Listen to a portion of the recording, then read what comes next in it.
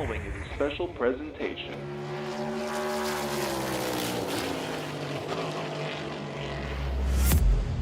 From the Captain eSports Network. This isn't just a game. This is iRacing.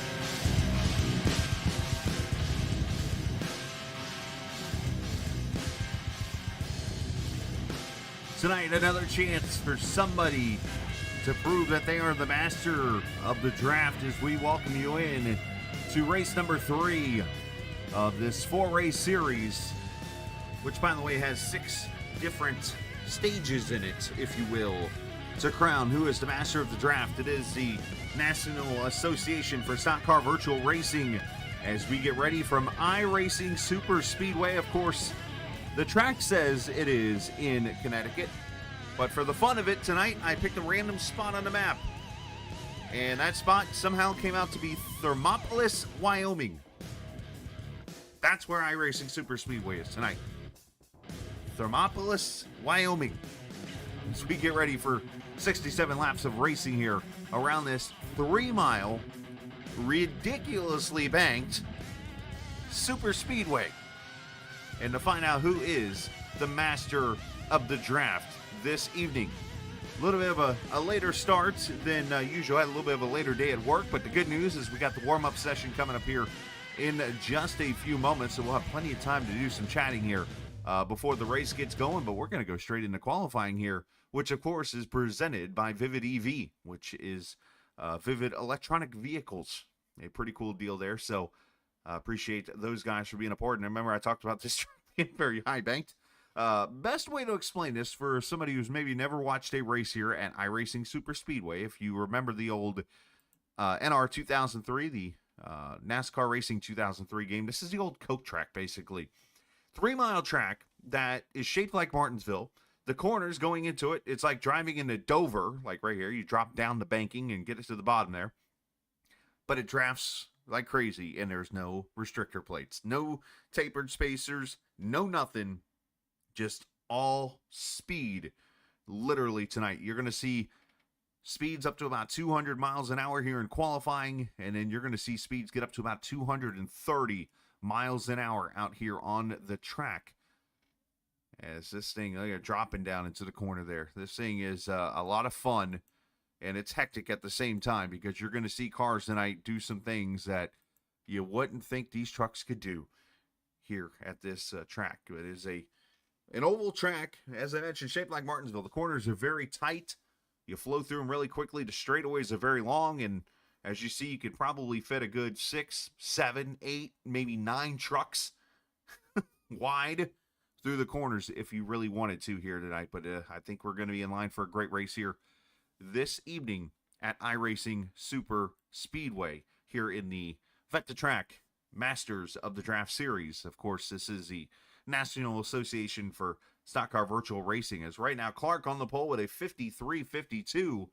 Now, qualifying-wise, I really don't have much to tell you about. I've raced this track plenty, but I don't have many notes about it, so I'm not sure if you're going to see the fast lap be the first lap, if it's going to be the second lap, but there, right on the track, is your winner from last week in Monza in the race that literally ended about an hour ago, is the number 2 of Travis Gilbert, as he's going to cross the line here for the first time, and he's going to go to the everybody qualifying here at one time pretty much, as Jason Branch jumps up to the pole with a 53.50. Good lap for him. as that was his first lap by. As we see some more laps going by as Daryl Johnson goes to the pole. Now Glatfelter, so it looks like that second lap is showing to be the fastest way around with a 53.48 for Kershawn Elliott. As you see these guys go by, seeing a lot of green, so everybody is picking up speed for the most part. Let's get on board with the car here. Let's check out the Daytona winner here, and let's ride with Dean Wilkinson. And you see this track, and I mentioned how steep it is. Let's look at the speed as he carries it down the straightaway here, 197 miles an hour down the back straightaway here. Let's get the audio on for you so you can hear the car or the trucks. One thing you're going to hear tonight is these things peg pretty much. You're going to hear a lot of the old,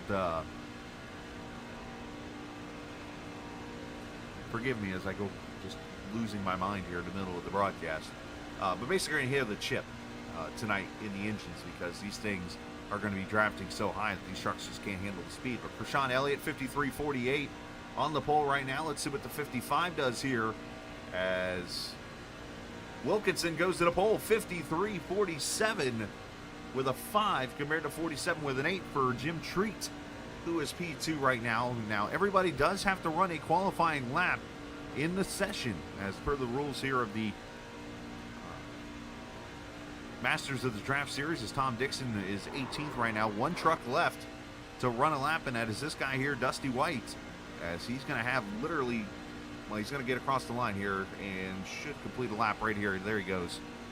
Officially 35th, and that'll be the end of qualifying. Just like that. Dean Wilkinson going to be on the pole, presented by Vivid EV. Again, big shout out to those guys for being a part of the pole award here tonight. So as soon as they're done with the meeting, we'll talk to some drivers here and get you ready for what is going to be 67 laps of racing around this 3-mile track that's going to have speeds of, again, 230 miles an hour. Let's take a look at the point standings as we enter the race here this evening, as this is the third of a 4-race segment in the trucks. And right now, Joe Wells leading the points by 37 over Travis Gilbert. Adam Glatfelter is third. Tom Dixon, Dusty White is your top 4 right now in the standings. Of course, you got stage racing.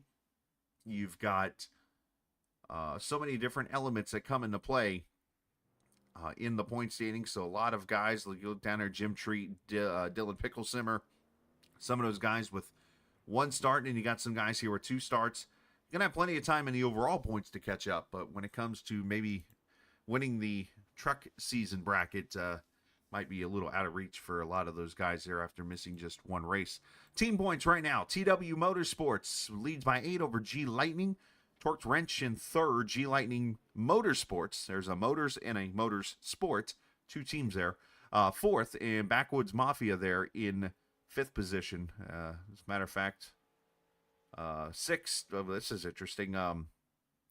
You hate when this happens. 7th place above 6th here in the point standings, but XTI and R&R, the bottom 2 right now in the team point standings. Now let's show you the schedule just to kind of explain this. If you haven't paid attention, I've been kind of using the Mario Kart analogy. So basically, the first 4 races right here, up here at the top of the schedule, it's like running the little cups that you used to run in Mario Kart, where you had 4 races per series, basically. And we're in the trucks here for the first 4 weeks. We'll take a week off here in 2 weeks and then come back in October and run the next-gen cars for 4 races. And then we'll come back in the 87s, the Xfinity cars, so on and so forth, down to April in the end. So in the end, it's 24 points races and then an all-star race right there in the middle at Talladega. So that's a pretty cool schedule of how they get it all worked out, and a very unique deal that Scott and Lauren have put together here. It's the 2nd season of this Masters of the Draft Series, and I'm looking forward to seeing the fun here this evening and see what this kind of racing is going to do. Now, iRacing Superspeedway, as I mentioned, this track is going to produce a lot of draft. You're going to see trucks get runs that you have never seen before down the straightaways. I mean, they are going to get runs, and they're going to have to make a decision. They're either going to push people, or they're going to have to make a 3, maybe 4 wide down the straightaways. They'll shove themselves up the middle. But either way, it is going to be very tough to make passes here tonight, especially as you hit that chip, as you get to top speed. But the other element here is pit road. because you're going to have to come off turn 4 and you're going to have to slam your truck down onto the apron, and more than likely going to see trucks spin out. Coming to pit road, as the pit road speed here is 65 miles an hour. So you get the fastest speeds on the track here, you get the fastest speeds on pit road, but 9 times out of 10 you usually get almost a pit road blocker. Sometimes that'll happen, but with the stages tonight being 14 and 36, I believe it is here tonight for this race, it again opens up a lot of possibility for errors and stuff like that. And with a truck championship, if you will, on the line here, it could get very interesting. Hey, want to talk about the shop real quickly. Yes, the Captain Esports Network team shop, where you can check out all the merchandise and more for you. If you're looking for t-shirts or hats or beanies. I know Zach Kalinin, who's in this series, last night put in an order for, I believe it was a coffee mug and a whiskey mug. Big shout out to Zach for doing that, and some others that have put in some orders for coffee mugs or whiskey glasses or hats or shirts and so much more. But big shout out to all those guys who have done that here, supporting the Captain Esports Network. But you can show your support for the Captain. Just go and check out the link down at the bottom of the screen. If you look right underneath the race screen, there's a little drop-down menu that has all the race information. You look right there, there's a link that gets you to the store. You can go over there and check out all the great stuff. If you got a newborn or a toddler or somebody young, there's shirts there for them. There's stuff for everybody right there on the website. Make sure you do check it out, and I'll also stick a link here to help you out for those who might get lost over here in chat momentarily. So, should be about done with the pre-race meeting. Lauren giving the instructions. Of course, last week in Monza was interesting to say the least, with a 75-lap race that had a lot of yellow, unfortunately, in it, and we're hoping we won't see the same thing here tonight. But a valiant effort for those guys to go out there and, race a very tough track that was not playing games that night, and line of carnage. All right, 21 viewers ready to go here this evening. Feel free to say hello in chat, and I'll say hello back as usual. All right, let's see. So Ford's out there running laps, so I'm guessing people are out there on the track now. They sure are. So let's talk to our pole sitter here this evening, and maybe the Captain Esports Network paint scheme is giving some good luck to Mr. Wilkinson, who qualifies on the pole here tonight. Dean, obviously, great lap. We were riding on board with you. The question here is, you can do it for one lap, but 67 laps out here going to be a little wild. Oh, Dean might have went to the loo here for a minute, so we'll check back with him here in a minute. I'll actually keep him in chat here, so when he hears me, he's going to be like, ah! As Steve Melnick and Super Shafty hanging out in chat this evening. And speaking of Melnick, is something I kind of wanted to bring up here, and I was going to wait, but you know what? I think now might be a good time to bring this up. Of course, we all know what happened last week. For those who have not seen the news, there was another shooting in a school that is sad, and this one hit a little close to home for myself and a few others. I've shared the story a little bit before. I did, before living in Fort Wayne here, Indiana, lived in Gainesville, Georgia. Well, Gainesville, Georgia is about an hour north of Winder, which of course is where the school shooting happened last week. So that one was a little more unnerving for me, especially knowing that having a few people like, Chad Coleman, who races on Sunday and Monday nights here on the Captain Esports Network, Stephen Melnick, who's right there in the Brazelton area, which is just to the north and east of Winder, or actually just north of it, I should say, and having relatives in that school, and then Drift, who you might know pretty well from this league. He's got people he knows that's in that area too.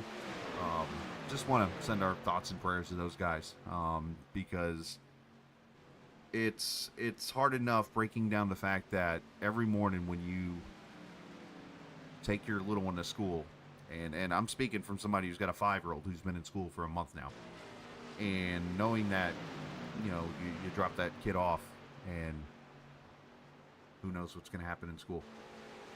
$1 million question, right? So I can only imagine what, thoughts and things like that are going through the brains of those people and stuff, and not to mention the ones that lost loved ones and that kind of deal.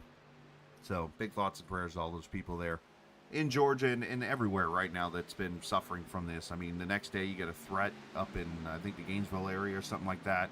And then the person out here just randomly sniping people or whatever the deal was in Kentucky.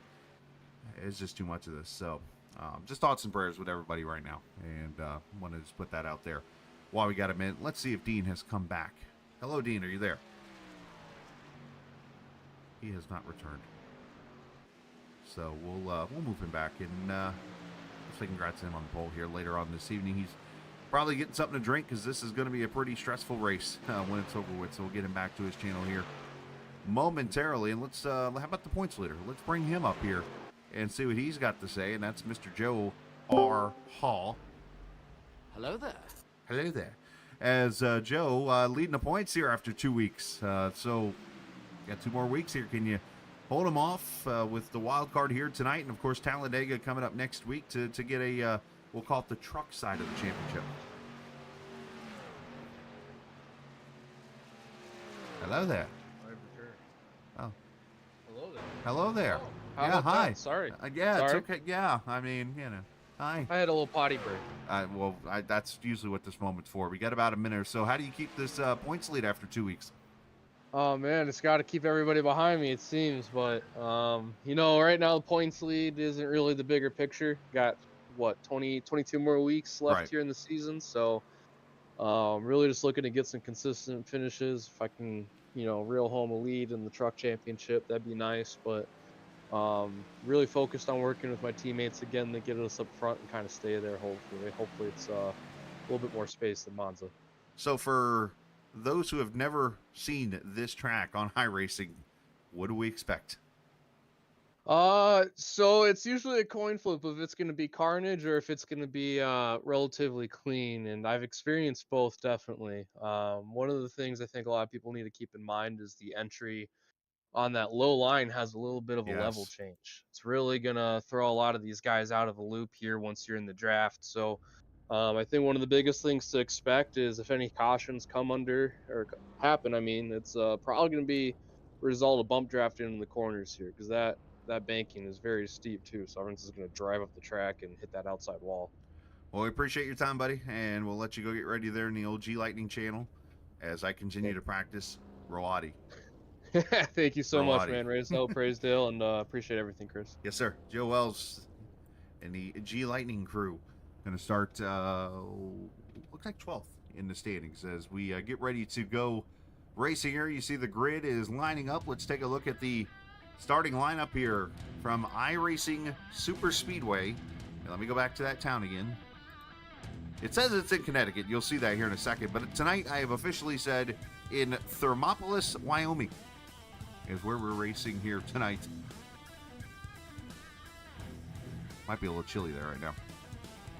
Dean Wilkinson and Jim Treat on the front row. Krishan Elliott and Charles Johnson. Row number 2, Adam Gladfelter and Andrew Schroeder there in row number 3. Daryl Johnson and Dustin Rogerson there in row number 4. And Jason Branch coming off a tough run at Monza like everyone else. And Gregory Thompson. The Monza winner, Travis Gilbert, there in 11th alongside Joe Wells in the number 3 car. Andrew Moore going to start there in row 7 alongside Matthew Cisna, Quentin Clark, Tommy Rogers, Jacob Bowen, Tom Dixon there in row 9, row 10, Scott Ford and Shane Ward. Dylan Pickle, Simmer, and Pete Polini there in row number 11 with Derek Jacobs and Al Likens. Al had a great run going for about 3/4 of that race last week before finally getting wiped out there. Roger Rios Matias and Eddie Roati. I'm practicing the name. Starts 26. Scott Wise, AJ Condon in row 14. Tim Shiflett, Steve Melnick in row 15. Brady Karowski there in row 16 alongside Ryan Wilson, Sam Taylor, Darren Mack, and Dusty White, the 35 starters. That'll race here tonight.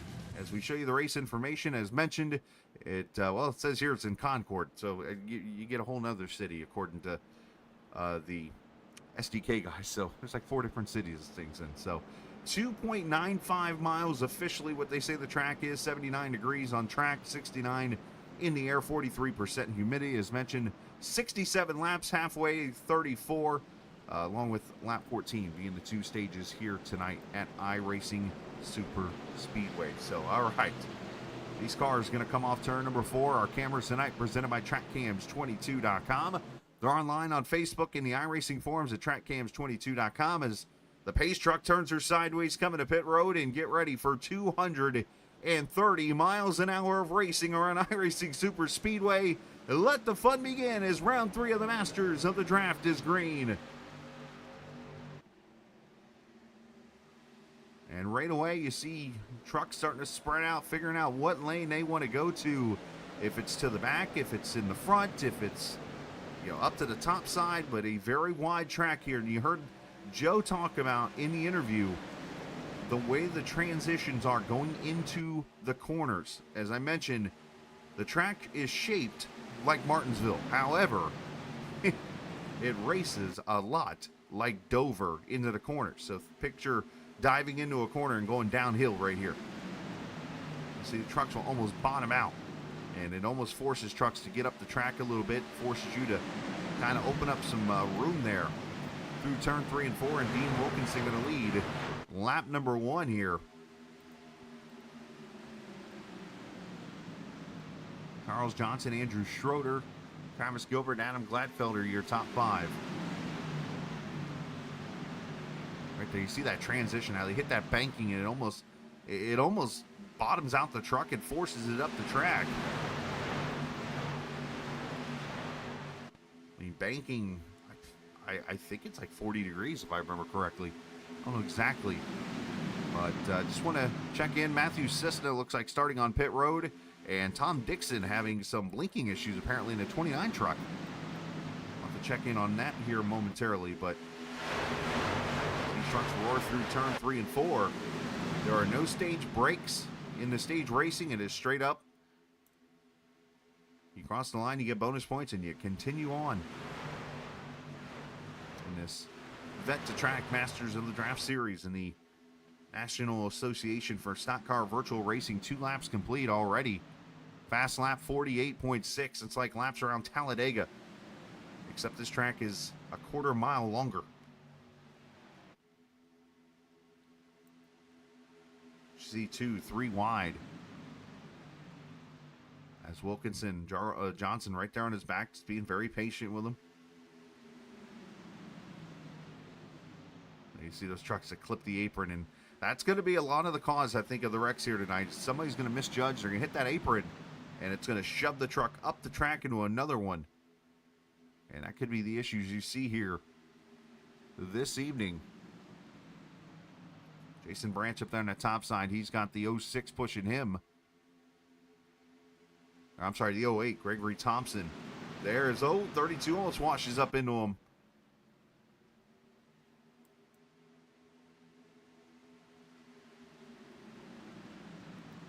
So this race could fly by very quickly with the race speeds they run here. I'm looking over most of the people hitting 227, 228 down the straightaways here.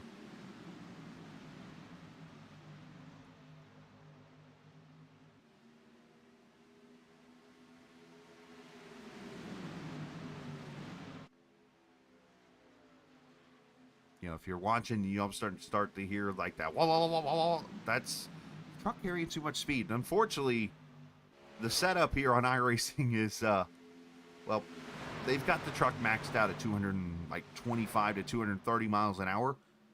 So there's nothing gearing wise you can do. Like most of these cars, if you were hitting a chip or something like that, you could like stretch out the gear to get more speed. The truck is maxed, literally. So there's nothing you can do about it. As they come up on the 29, and Tom Dixon going to put him a lap down.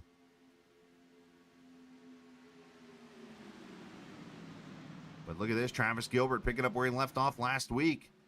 Got help from the 44 truck of Adam Gladfelter. The 42 on his outside of Quentin Clark. And you see them roaring. Somebody is spinning or something over there in turn 4. I didn't see who that is.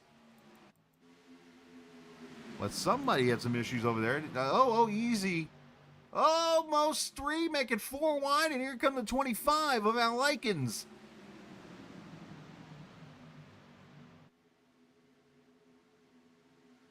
I told you this track was plenty wide. They're 4. They're trying to get 5 wide maybe here. Easy, boys.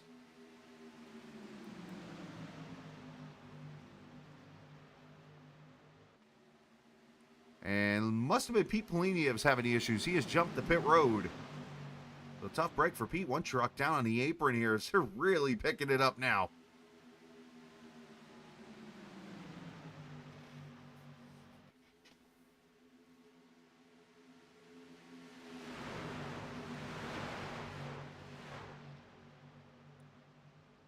Wilkinson's led every lap here so far.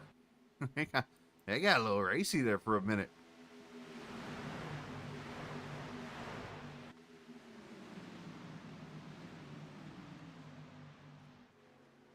You heard a couple of the drivers we talked to said, yeah, this is either going to be really good or really bad. Oh, there they go. 93 is turned. And caution's going to come out as I think everybody straightened it back out.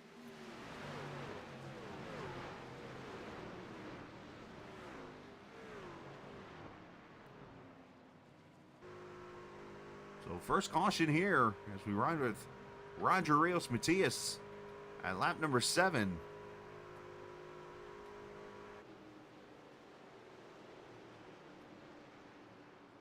I saw the 93 sideways of Daryl Johnson. And let's see if we can find what happened here. Oh, him and the 44 come together. Good save on his part, a little bit of rear end damage. And I don't know if anyone else got involved in this.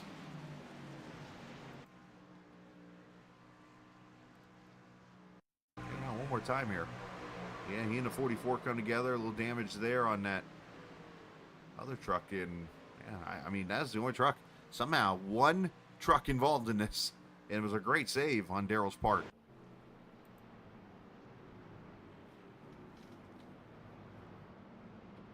Let's see if we can get any trucks to pit road here. Especially being only 7 laps from the end of stage 1.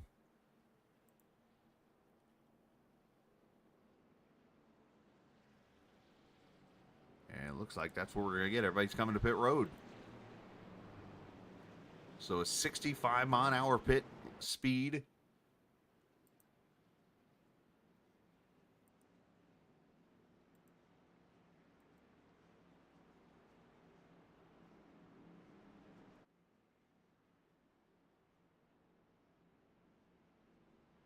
We do got some trucks, it looks like, staying out here. The 44 to 36.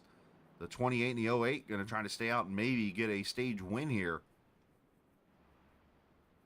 It should be, I would think, fuel only for a lot of these trucks, maybe. See if anybody gets tires here. As Wilkinson, 2 left sides, it looks like they're going to win the race off pit road. Charles Johnson, Pickle, Simmer, Schroeder, Gilbert. As you see who stayed out and who didn't here. Under that caution.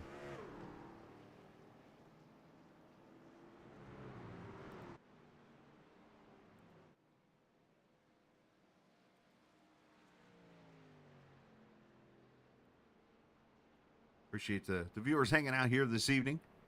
Again, if you're new to the chat, hit that subscribe button. If you're not new, then we appreciate you coming back and hanging out here on this Tuesday evening. A good start here so far with 8 green flag laps. And I want to go back to last week at the Monza Speedway, or however you want to call it, the Autodromo de Nacional Monza. Of course, in that race, we saw the share of cautions, unfortunately, in that race. But not everything was bad. In the end, there was a couple of good things. And one of the good things that came out of the race, of course, was, Travis Gilbert going to victory lane. But some other good things that came out of that race is, I want to go back to some of the awards. Of course, one of the awards is, I'm searching here and kind of stalling because I thought I had it found, but apparently I didn't. Have it found, was the award for the hard charger last week. And also, to the one driver that had no incidents in that race last week, Charles Johnson, finished Monza with 0 incident points, which I found amazing in that race. So congratulations to Charles on what was about probably the one driver besides myself to have 0 incident points.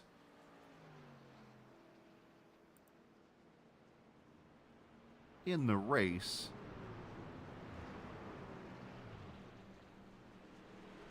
And we'll come back to the hard charge award because I had it right here in front of me, but it has since disappeared from me. As the pace truck lights are off. Here we go. It was actually Travis Gilbert. Joe Wells actually had 32 gained, but he was ineligible for the award due to the qualifying issues on his part. So Travis Gilbert would to give a shout out to the Hard Charger Award, which of course is superior templating, which is digitalized templating. The Hard Charger Award went to the winner last week at Monza of Travis Gilbert. Of course, Krishan Elliott getting it at Daytona last week. I knew I'd find it eventually, and I did. So want to make sure I took care of that mention last week. All right, coming back to the green, lap number 10. Going to be in the books, 57 laps to go. We're going to have 4 laps before the end of stage 1. So expect the racing to really pick up here for just a moment. As Glatfelder leads them to the green. The 36 on his outside of Jim Treat. Jason Branch in that navy yellow and blue truck. On the inside there in third. Greg Thompson, Scott Wise, your top 5. Here we go.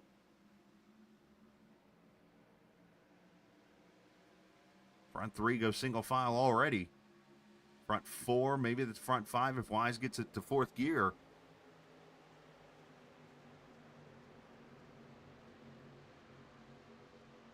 Truck being shuffled out of Pickle Simmer in that Ryan Blaney truck.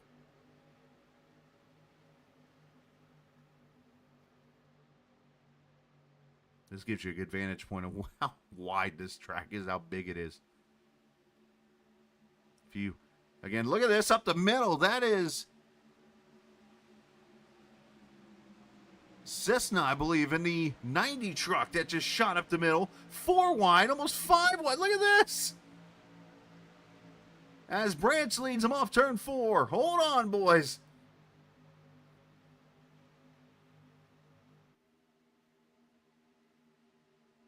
You saw the run at that middle. Here comes a 12 back on the middle. Going to get an assistant. They're going to get connected and go spinning.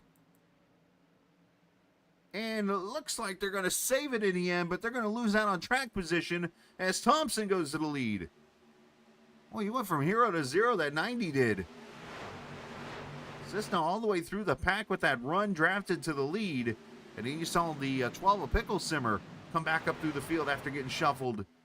And they come together, but that just right there should be a great example of the runs you will get here. Here's A.J. Condon, that yellow and white number 5 in the mountain, I reckon.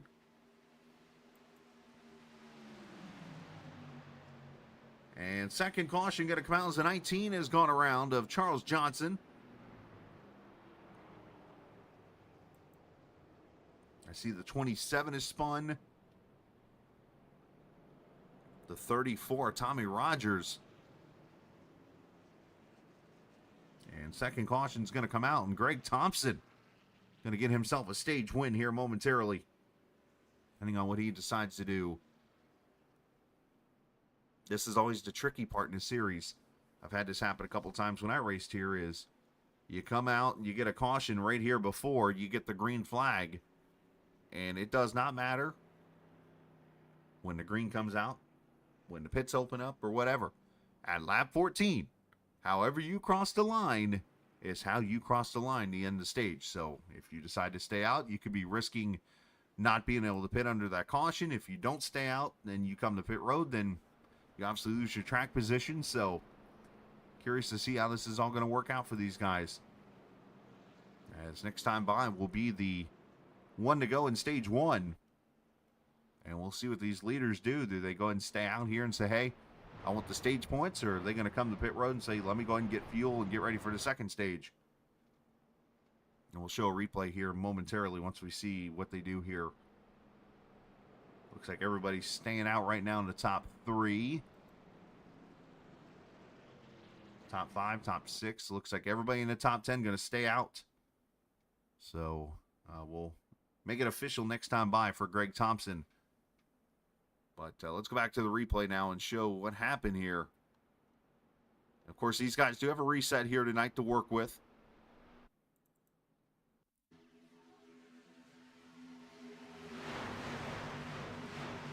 Oh, the Treek at the apron. Oh, there's a lick. The 303 into the wall hard with the 30.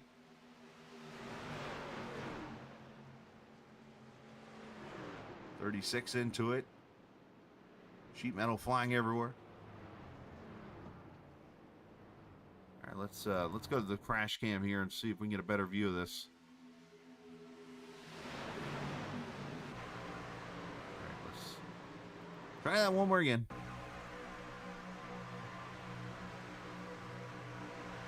Oh, that's a almost looks like there he just didn't turn the wheel.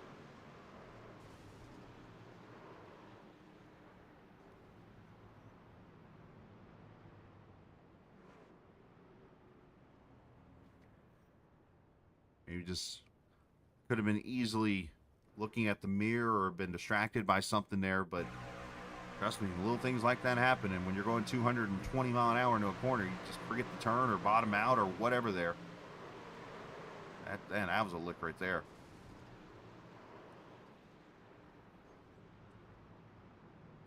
But here we go, caution out for the second time.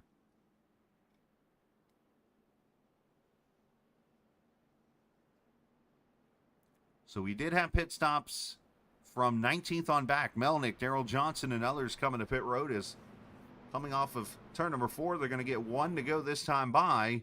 At the same time, we're going to say congratulations to Gregory Thompson, who will get the Wise Guy iRacing Graphics stage win right there in the 08 car. Wise will finish second. Jason Branstein, Wilkinson, Gladfelder, Schroeder, Condon, Gilbert, Bowen, and Matthias will get the 10 spots that will have bonus points there for the end of stage 1, as now we go to lap number 36 for stage number 2.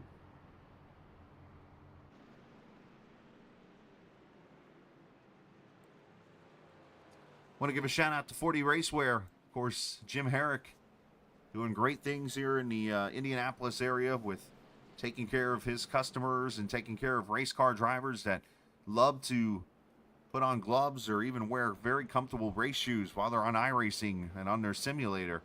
If you're one that's so used to wearing socks, or maybe you have that habit of kind of maybe scraping up your feet because you got metal pedals, say that 3 times fast, you could fix that with the shoes from 40 Racewear. You can check out their website. Their information's in the box underneath the screen there. You can click on and get their link and go to their website. You can also get racing gloves and so much more there, 40Racewear.com. So big shout out to Jim Herrick for what he does for the iRacing community.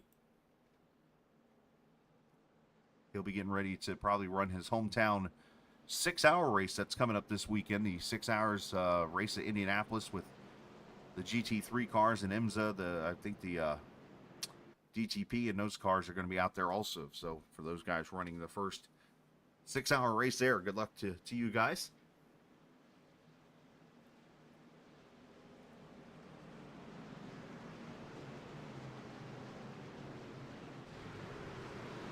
All right, coming back to the green, Greg Thompson, Scott Wise, Dean Wilkinson, Jason Branch, Andrew Schroeder in the New York Jets mobile as we get the green flag, and Schroeder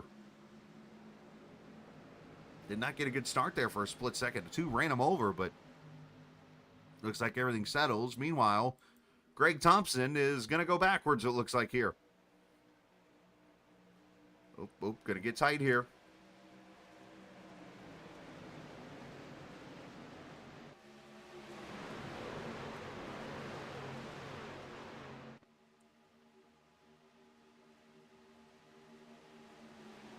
Race down the back straightaway here, and oh, contact and wrecking. One truck on its side, a couple trucks on their side, as Thompson's one of them. 14 goes around.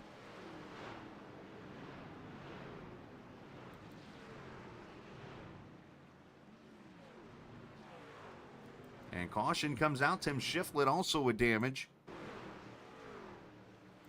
Looks like Al Likens with some damage. The third caution. As Shiflett actually is going to jump to the pits. Krishan Elliott with some damage, it looks like.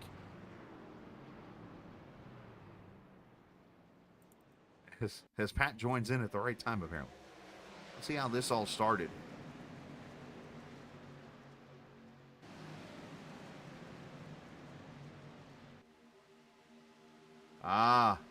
Like it. Oh, he goes over and over. Yikes. Well, that's one of them, and then he's piling afterwards. That's one of those deals where Al might have pulled the old trick that I think everybody on iRacing has done. You get out there and you're following a truck, and he's clear, but you're not, but you immediately think you're clear, and you aren't. Watch this again. So he's giving a good push to Gilbert here in a 2-truck. You see Travis is clear of Roger. Al is not clear of Roger. And, well, there's contact.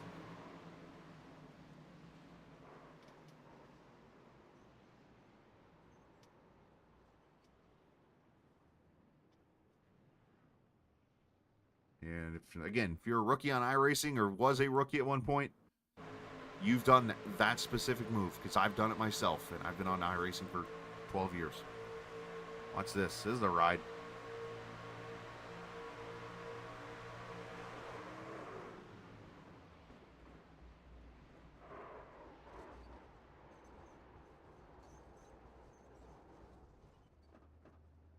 So this is going to work out perfect for drivers that stayed out there to get that stage points.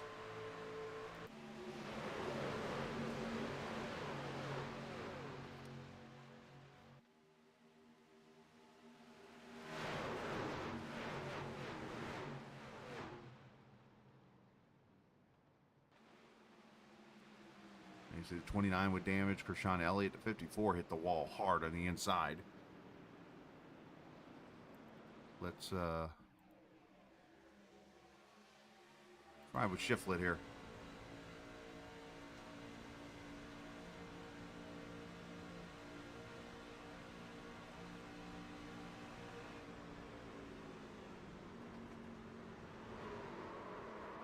Oh, geez.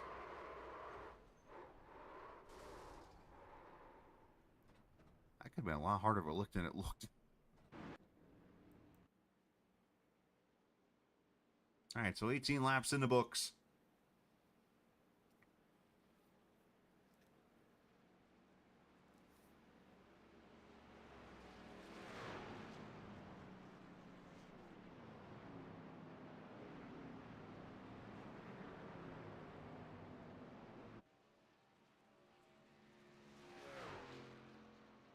Say hello to the viewers again watching here tonight. If you're checking us out on the chat, make sure you throw a hello there in live chat, and make sure I give you a hello back. Say hi to all the guys who are hanging out here in chat, from Melnick to Super Shafty to Pat W to whoever else is watching. I'm sure there's plenty of drivers that are in this race right now watching, because that's what everybody does. Is they're like, hey, I want to see myself while I race, which I've always found to be like the most distracting thing in the world. I've tried it where I'm sitting there racing and listening to like the stream who's calling the race, and I'm just like, man, this is so weird. Like, I can do it from spotting or crew chiefing or stuff, but not racing. Then you look over, and then all of a sudden you turn back and you're in the wall because you weren't paying attention. Hello, Pat. Yeah, last week was slightly rough. The race just ended like an hour ago, I think.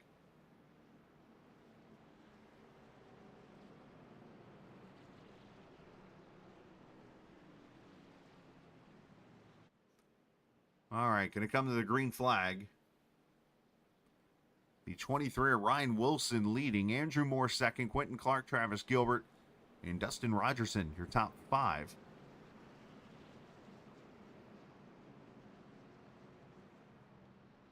I want to give a shout out to Vet the Track. Those guys are doing a lot of work. I know Travis and I talked a little bit on the air last week. We didn't get a chance to speak too much off the air, but I know it's something him and I have been wanting to kind of talk a little bit about. It's obviously a not-for-profit that I've not had a chance to learn much about, so it's kind of cool to communicate with him and learn about what these guys do. But it's a really cool deal that helps out veterans. Get an opportunity to get out there and get on the track. It's in a motorcycle or whatnot. But obviously a big shout out to what those guys do. And helping the vets, get on their feet and be able to enjoy the fun after, the battle that they put in for this country and stuff. As we come to the green, lap number 19 is Wilson and Gilbert lead them. One truck coming to pit road back there behind them.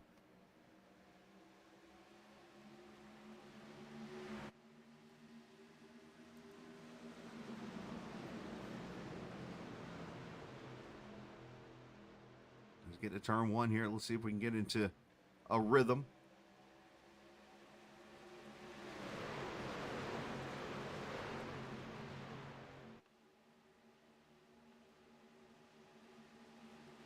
As these guys get up to speed, already over 200 down the back straightaway here.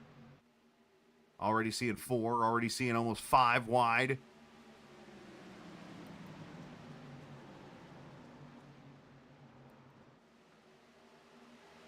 Only caution back out. Caution, and a couple more trucks have gone around. Looks like Tommy Rogers, maybe Dean Wilkinson. Did he get some damage? I see the 59 there of Darren Mack.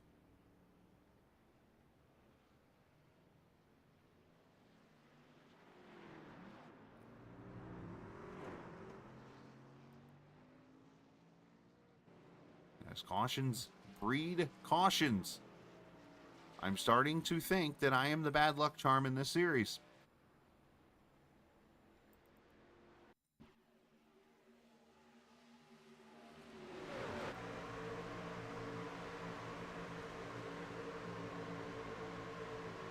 Here's Tommy Rogers in the 34 as he in the 44 gonna make contact.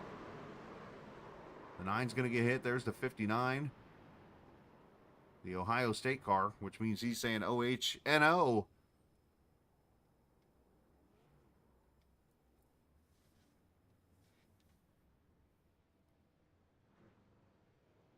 And again, that ended up being a lot smaller of a wreck that could have been.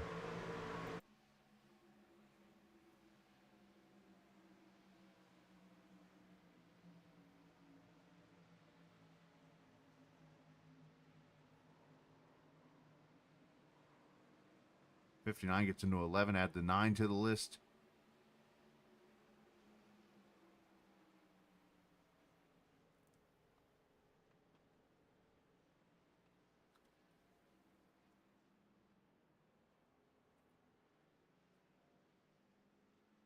And more trucks back to pit road here.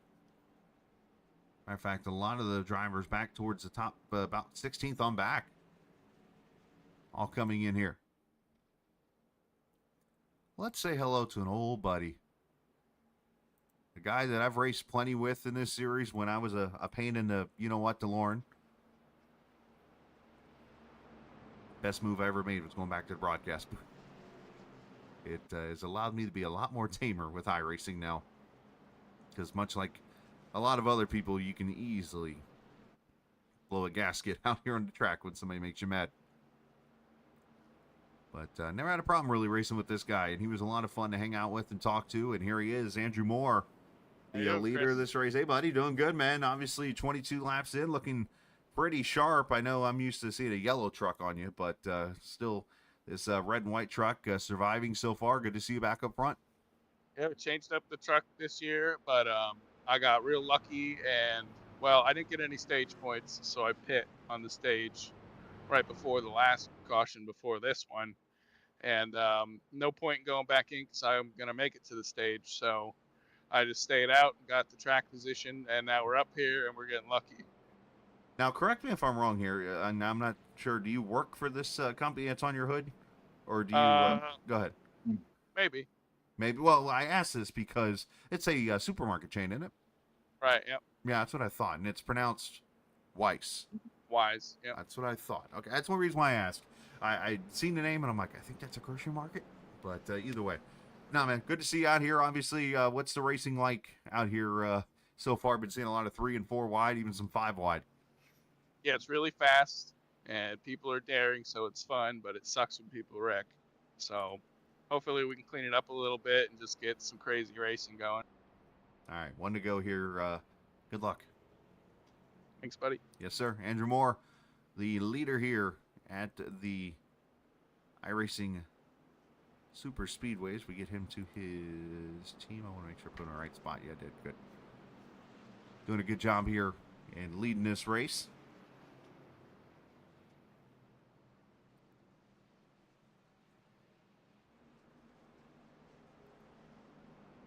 You know, these wild cards, I know Daytona, Talladega are usually the wild cards in most racings.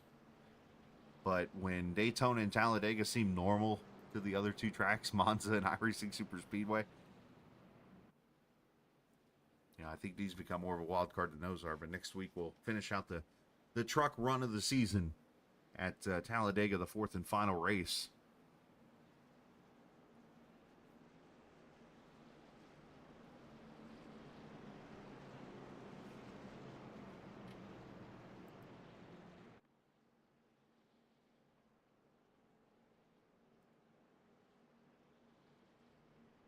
So 34 laps. Get you to the end of stage 2, which is about 12 laps away. It'll be 11 away when we get to the green flag. Andrew Moore, the inside lane there. Quentin Clark, the 42 on the outside. The 10 of Scott Ford on the inside. The 31 of Scott Wise on the outside. You got the Ryan Wilson truck there in 5th. Brady Kurowski, your top 6, front 3 rows right there as Pace Truck pulls off again.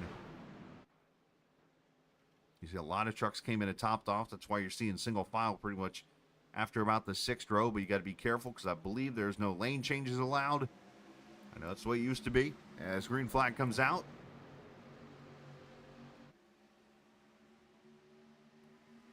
And what we mean by new lane changes until you get to start finish line. So once you get there, you can move wherever you want.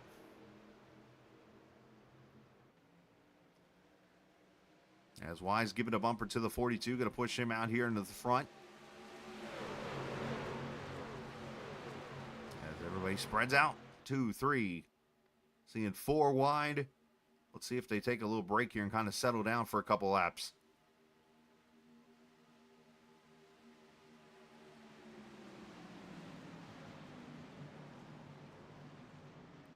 The answer is no, as they're wrecking again. Ooh, big lick. 34, 32, 11.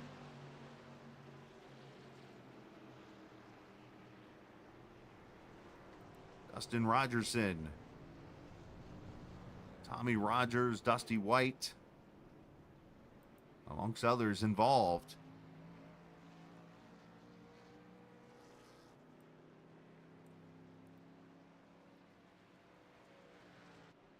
Unfortunately, cautions. Breed cautions.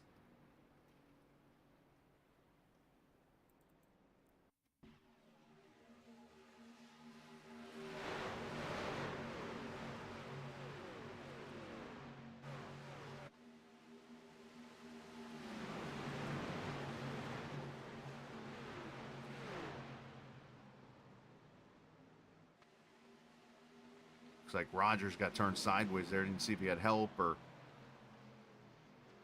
here, let's scroll up to him.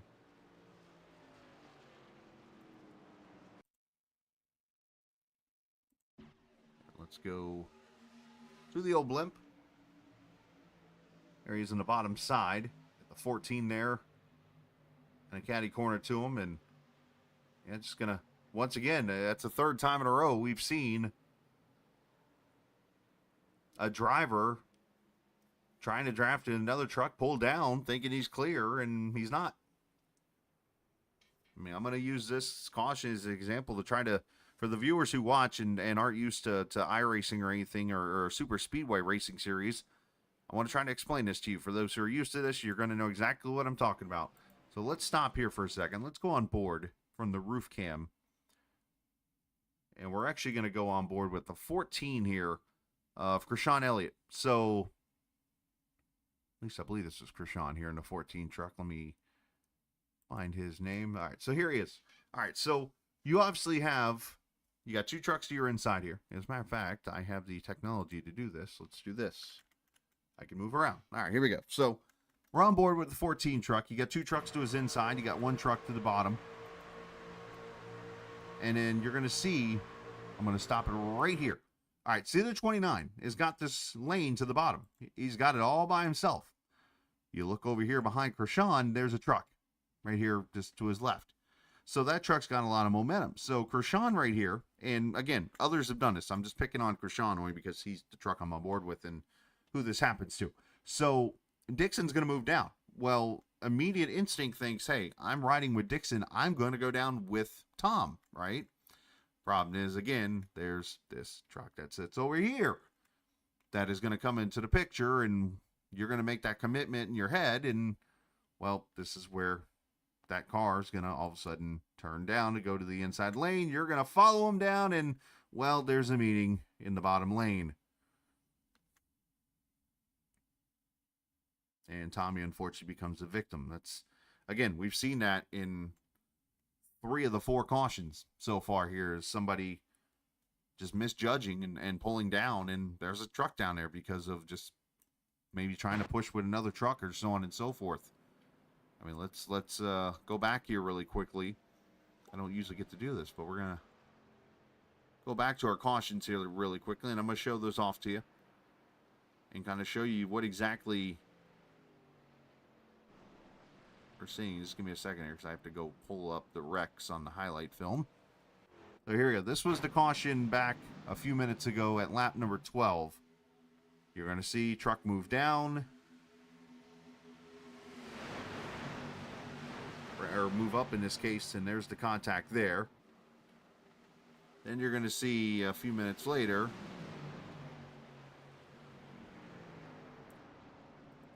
'25 riding behind. Watch this yellow 25 up here riding behind the 2.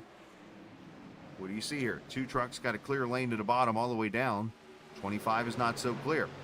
2's going to pull down right there. 25 is going to follow. There's the contact. And, well, he went a little more wee than the other one did. So the point of this whole thing I'm showing you is these guys, unfortunately, are running into an issue where they're clearing themselves, thinking they're clear, and they're not.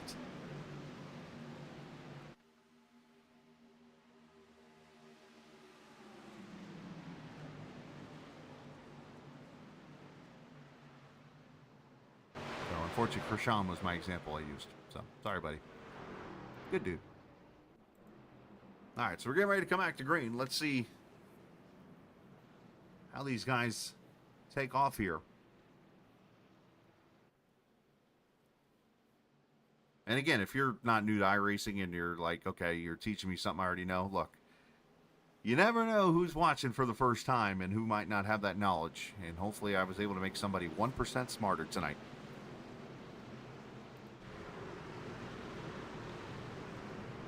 It does help when I've been out there on the track for 12 years racing on iRacing and stuff to be able to share those kind of little things that you see when it's all said and done. This green flag comes back out.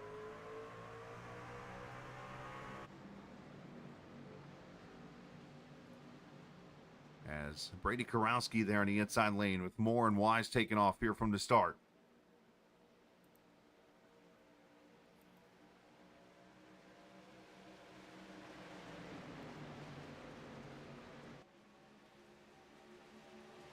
Seven laps from the halfway point as here we go with the spread.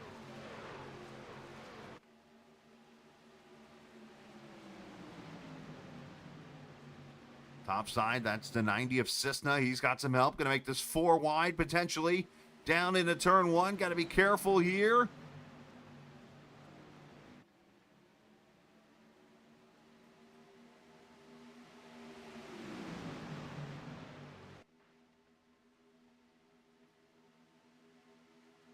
As Y's going to lead him. Moore pushing. Moore's going to move up here and pick up the 5. AJ Condon going to give him a push as we're still 4 wide into turn 1. '93 coming back into the picture. He was involved in a wreck a little bit ago. Daryl Johnson, good comeback for him so far this evening. As now Roger Rios Matias, the superior templating number 21 truck, giving a push to the 5.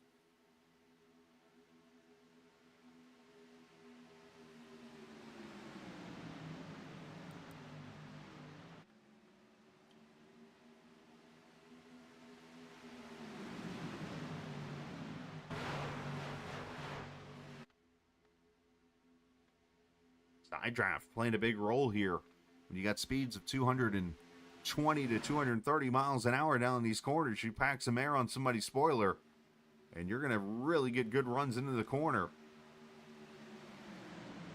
Cisna moves up the track to pick up the 93. 93 is not going to go with him. Neither is the 12.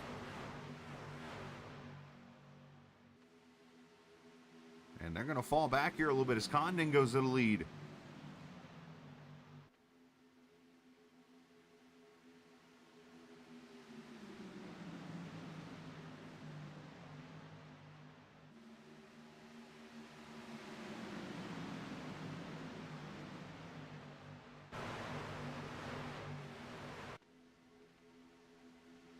Condon, Matthias Moore, Wise, Branch, your top 5 in the inside lane. Outside lane has the 3 of Joe Wells, the 2 of Travis Gilbert, the 12 of Pickle Simmer, the 90 also near Cisna.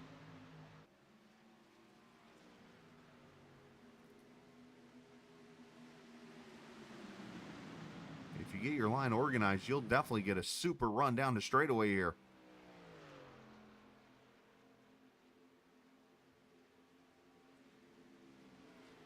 As we'll come to 3 laps to go this time behind the stage.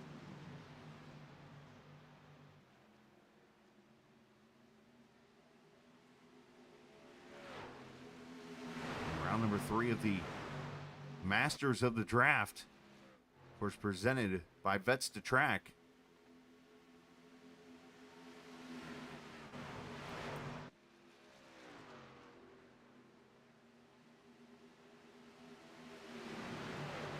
See how wide the corners are here. Plenty of room for trucks to fit. It's just a very, very tight radius, which always makes it very tricky.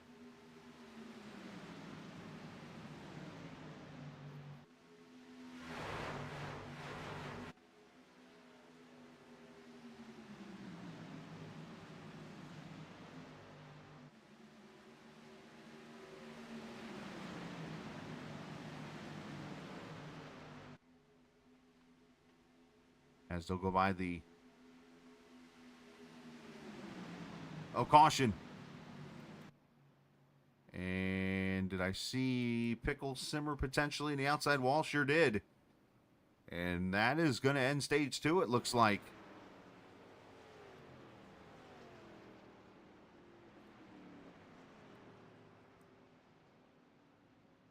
Looks like maybe Stephen Melnick got some damage in it.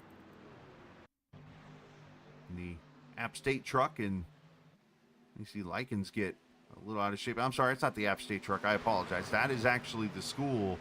I mean, I see the A and I immediately thought of App State, but it's actually the, as Melnick ends up on both sides of his truck. But basically what Melnick is running here, and I hate to do this while he's wrecking, but he's actually running a truck for his, for that school that I mentioned there in Winder. That school is, unfortunately, is it Appalachia, I think is what it's called. The school there is a GoFundMe there on his hood that they're collecting for the victims and stuff. And I know down at the Winder racetrack where they dirt race and stuff, they did some stuff for the families there too. But yeah, I immediately thought Appalachian State when I saw the A, but totally had blanked on why Melnick was running that paint scheme. But unfortunate deal there for the 1 as he's involved in this. With after contact with the 12 and there. And he goes over on his right and then goes over on his left. Yeah, Appalachia High School is what the school is called, yeah. So, you know, when you think about a wreck like this with Melnick, this means nothing compared to what those families are going through.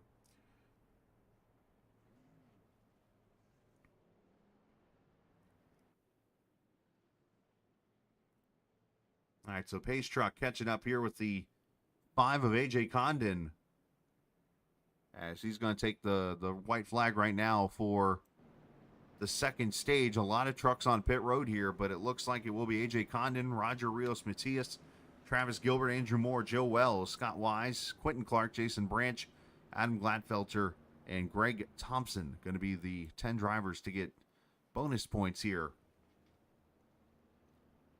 for stage number 2.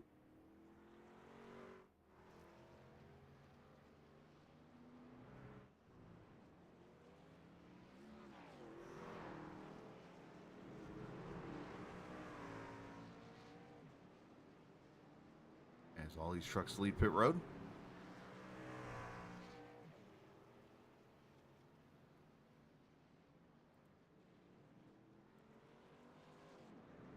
Let's talk with the 5 truck and see how he's feeling this evening. AJ, you got a copy? Hey, how's it going? Good, man. Got yourself a stage win there. Obviously, the races had its helter-skelter mode. Seen some wild 3 and 4 wide racing, and of course, you're seeing the wrecks and stuff like that. But you get yourself a stage win here, and that's got to make you feel pretty good. Yeah, that's awesome. I'm looking forward to seeing more of these, right? Stage wins or cautions? Stage wins. That's what I thought, but you know, I had to clear my head on that one. I want to make sure. I'm like, wait, he wants more cautions? We don't need 50 caution laps like we had last week. So I say, just because you have a yellow truck, don't we want more yellows? But talk about the racing out there, because I mean, it seems like it's all about the runs. It's tight, man. The inside line is rough around the corner, and yeah, I'm taking the bottom. Yeah, I'm taking the bottom. Got to take the bottom, Lauren. The inside line on 1 and 3 has got that big dip, and it's pushing everybody up, and so you got to watch out for that. But otherwise, this track is really predictable compared to last week.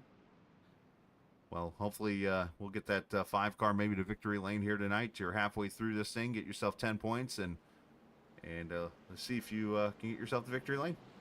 Thanks, man. Absolutely. AJ Condon, the leader here and winner of stage number 2, which, oh, by the way, tonight is presented, as always, by Wise Guy iRacing Graphics, as we move AJ back to his channel to hang out with his G-Lightning crew. So Condon, Roger Rios, Matias, Travis Gilbert, Andrew Moore, Joe Wells going to be your top 5. Grab a beer. Hey, you get yourself that whiskey glass on the Captain eSports Network shop. You could have something to pour yourself a little adult beverage into.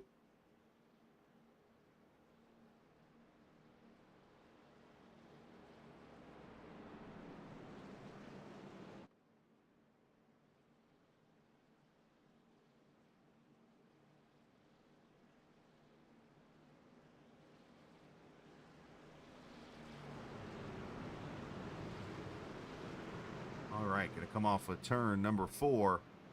And pace car is going to pull off. And with the fuel in these trucks, obviously, still got one more stop likely to make it to the finish of this race, but we got to get ourselves into a green flag rhythm to do so. And here we go.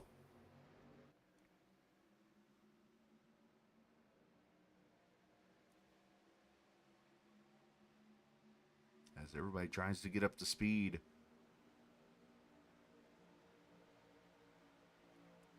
Condon to the bottom lane with Roger Rios Matias there. He's going to get Andrew Moore pushing as Travis Gilbert having some blinking issues into 2 trucks. Matter of fact, the 3 trucks going through him.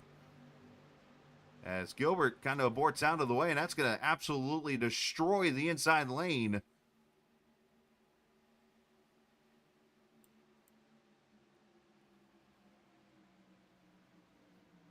As you see the 5 just goes free falling through the field, and Roger Rios Matias going to take the lead in a 7-truck breakaway through turn 4.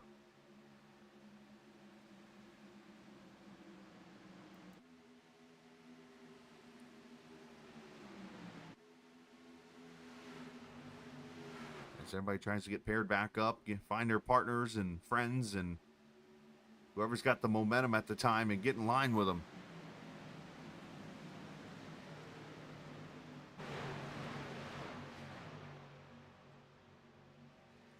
As up front here, seeing Scott Wise go to the front with Jason Branch, bringing Glatfelder with those guys.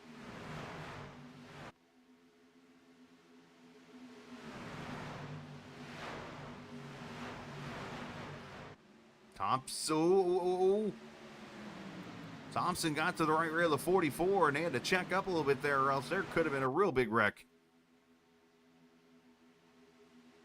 Oh, and Thompson put himself in a sucker hole.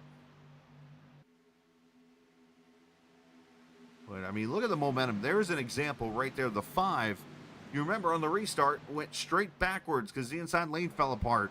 And, oh, now they're wrecking. Andrew Moore, I believe that is, that just went ricocheting into the wall. And maybe it was Sam Taylor. I'm sorry. It was Sam Taylor's who I'm talking about, along with Roger Rios Matias.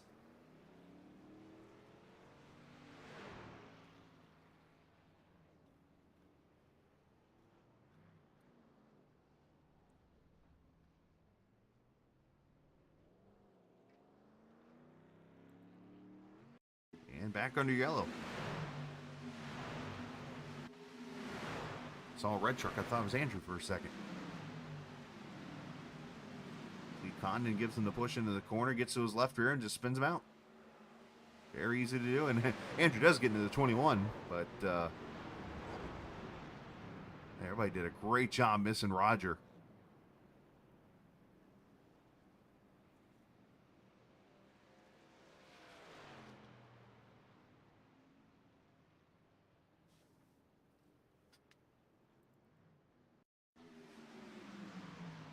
What the track is, you just cannot get to the left rear of a truck.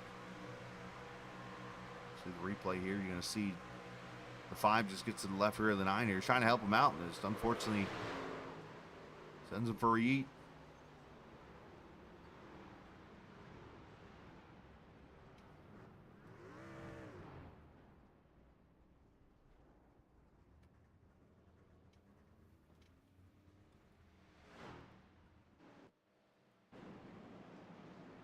All right, so caution here, lap 38. It's going to give the captain an opportunity. I am going to, speaking of drinks, I'm going to step away and grab a water real quickly. As we'll keep the stream up and running. Just going to mute myself here for a quick second.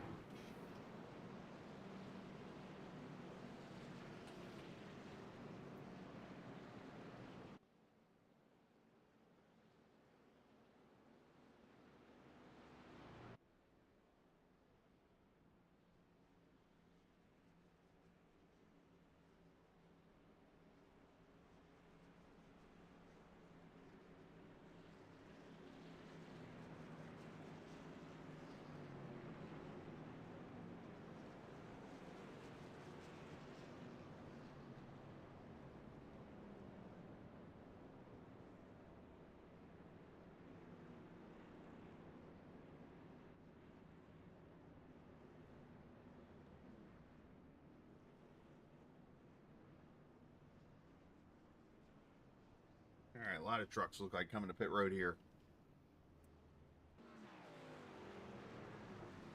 Counting the top 3 staying out. It looks like right now Al Likens going to win the race off pit road.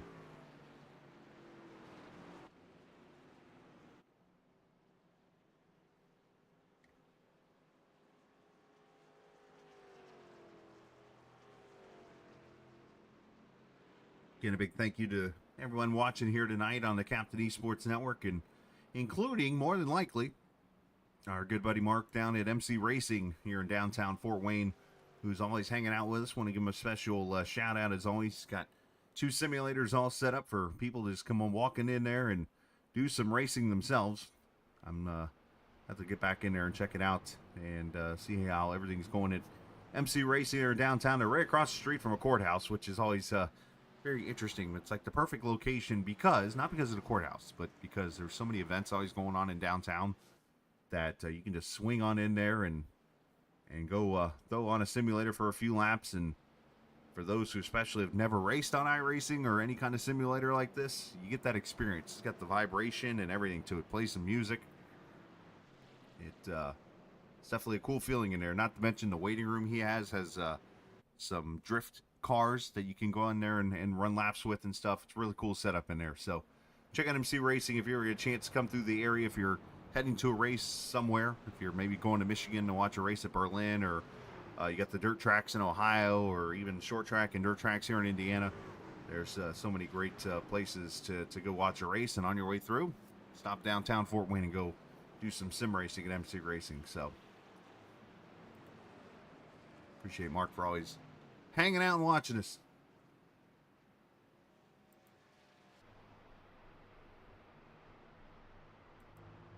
All right, so here's where we sit right now. Matthew Cisna is the leader of this race. He's going to take the high lane here.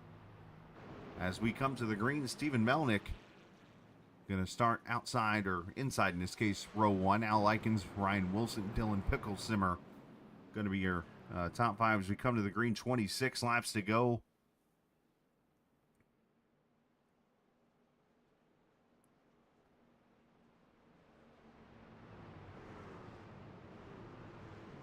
Masters of the Draft Truck Series here. Race number 3 of the 4-race campaign on the truck side before we'll switch over to the next gen cars and run 4 races, including the wild card that is the Monza track again, but this time they're going to turn right around Monza. That could be interesting.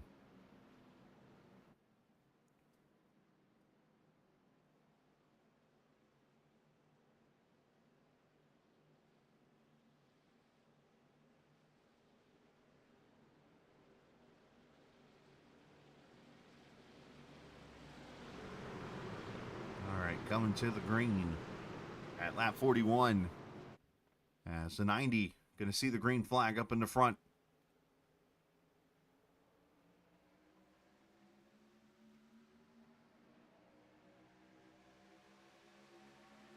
As these guys get up speed. 12 jumping out of line. A Picklesimmer trying to get a run inside lane, shifts back into the middle, just trying to find whatever he can find here.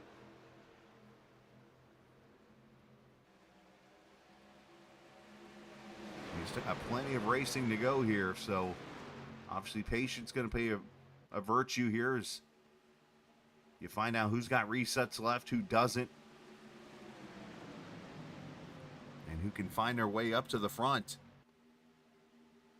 Oh, 42 up in the outside wall there. Maybe a bad bunk draft. Everybody's okay, it looks like. Up, caution back out. As Jim Treat is in the outside wall.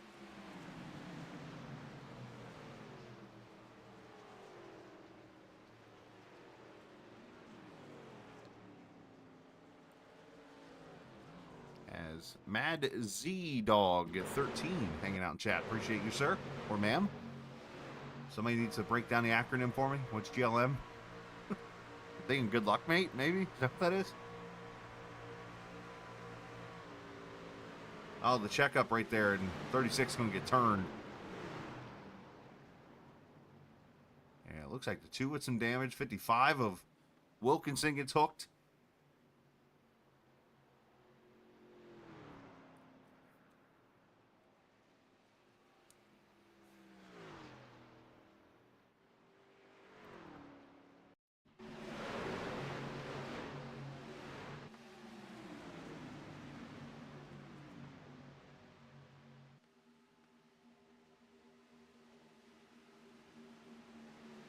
Oh, it's the 2 of Gilbert that got into the back of him, unfortunately.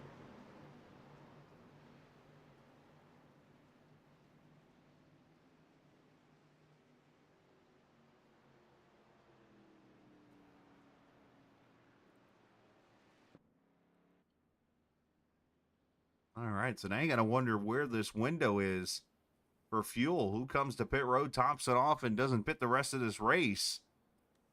Top 3 stay out again. Is Melnick going to lead the group in?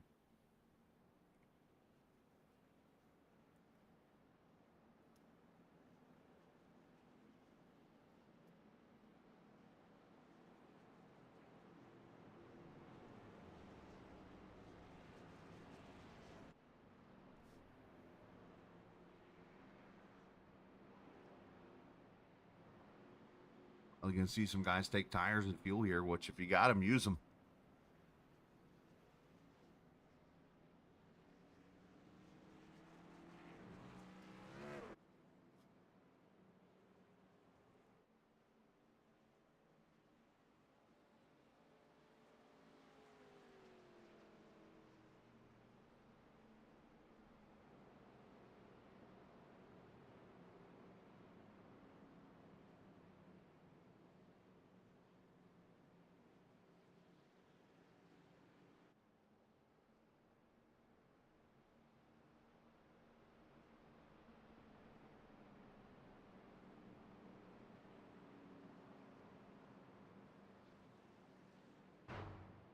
Let's want to see if a certain driver's in the field here. I'm just kind of peeking over here at Discord right now. Just going to talk to Cisna, but I do not see him in Discord, unfortunately.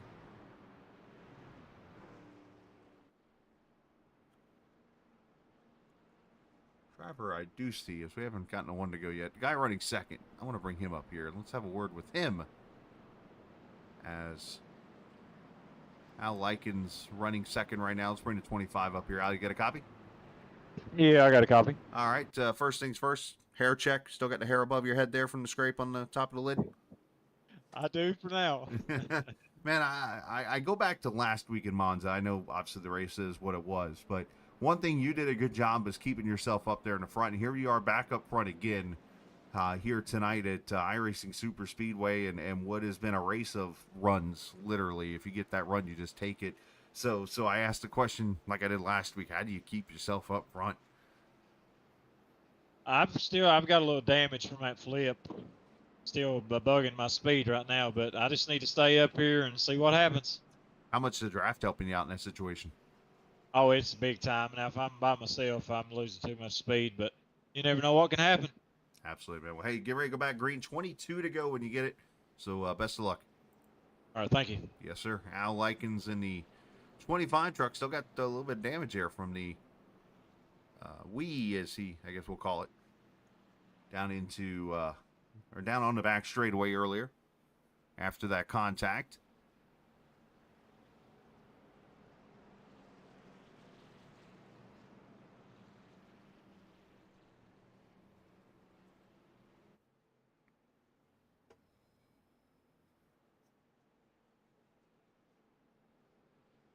And we'll come to the green here. 22 laps to go. Still got 2 more nights of league racing after tonight. Tomorrow night, Charlotte Motor Speedway, and then Thursday night, Nashville Superspeedway. In our week of broadcast here in the Captain eSports Network. And again, as always, I'm very appreciative of everyone who has been supportive of the network all the way from the relaunch, if you will. And we actually were off and on back in the up to about 2017, and 2020 definitely came back and have been on full time ever since, pretty much for the last 4.5, almost 5 years now of streaming. Appreciate all the support that everybody's given us, and we go green as Likens gets a good restart. I just always want the viewers to know as we take this green flag that it's never been about me. It's always been about the leagues and the viewers and stuff, and I appreciate what all you guys have done to help make this such a big deal. At least to me.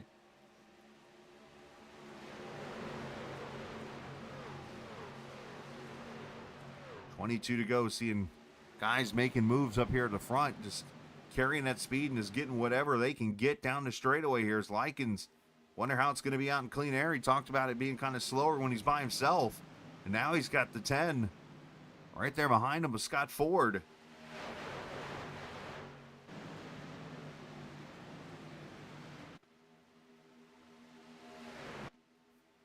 Ooh, little door banging there going on. As Cisna back up the middle. He's got help from the 23 of Ryan Wilson. 4 wide as Condon puts him up the middle. Almost 5 wide.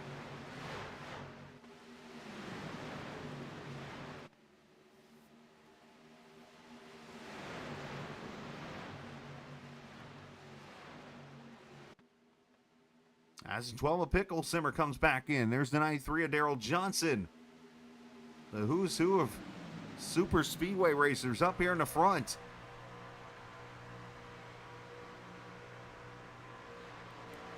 Oh, some contact. And Wilson save it. He's so, and Wise just got turned alone in another truck. Somebody was on their lid. No caution yet. And there's the caution. As now they're wrecking up front. Over goes the 12.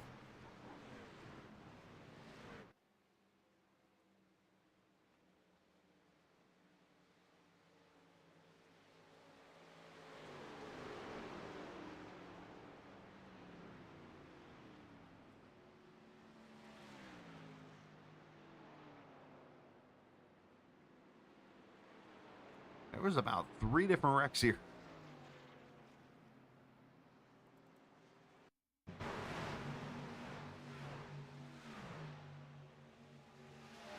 It starts going into turn 3. You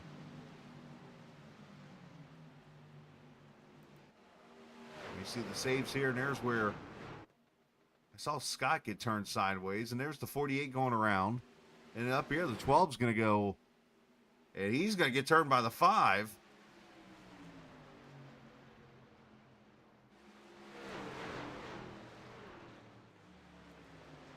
I mean, there's just people going for rides everywhere here.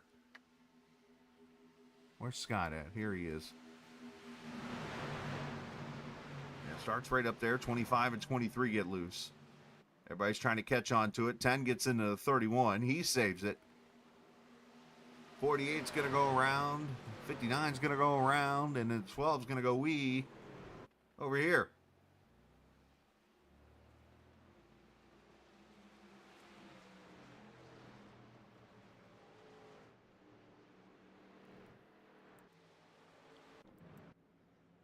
Carnage. As I think we're going to have our final round of pit stops right here. With 19 laps to go, Cessna leads them to the pits.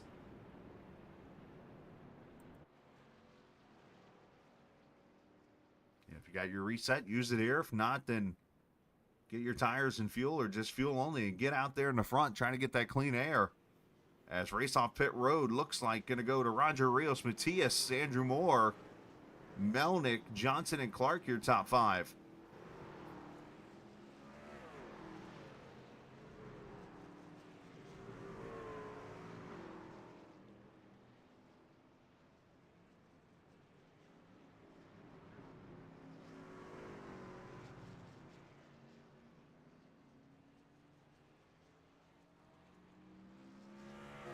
While we're under caution here, I want to once again bring up our friends at Vet to Track, the title sponsor, of course. They're also the Victory Lane sponsor. You'll hear with the winner in just a little bit. Of course, a mission to help veterans find an outlet through motorcycle racing and riding on a specialized track. So big shout out to those guys, what they do. Of course, a shout out to Vivid EV for electric vehicles, of course, like golf carts and that kind of stuff.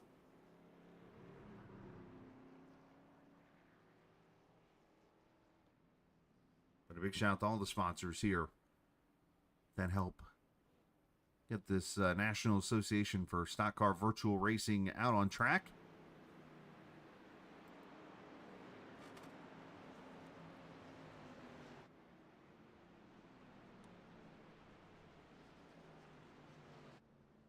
And we'll see if we'll come back and get one to go this time. And if you're new hanging out here tonight, let's show you the schedule. As I mentioned, the schedule's set up like 6 series basically all in one, as we wrap up the trucks next week in Talladega, and then we go to Daytona in the 1st of October for the next gen car, and we'll do 4 races there. And in November and going into December before Christmas time, it'll be the 87s. There'll be an all-star race on the 17th, and then you got the January, as we get into 2025, will be the Xfinity cars, Gen 4s, February into March, and then wrapping up at Talladega for a full distance 500-mile race in the Gen 6 car. It'll be my birthday gift, I guess, per se, that night.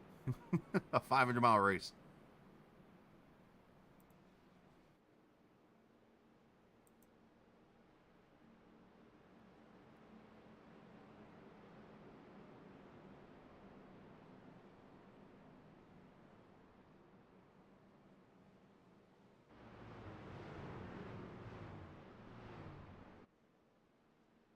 Who is going to go to victory lane in what has been a wild one here? I look here: Pete Polini, Derek Jacobs, Shane Ward, Tim Shiflett, Tommy Rogers, who's actually back on track, Jacob Bowen.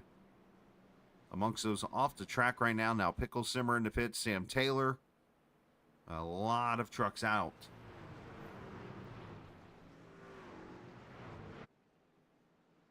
And pace car light's going to come back on. So we'll get at least one lap before we get the green flag.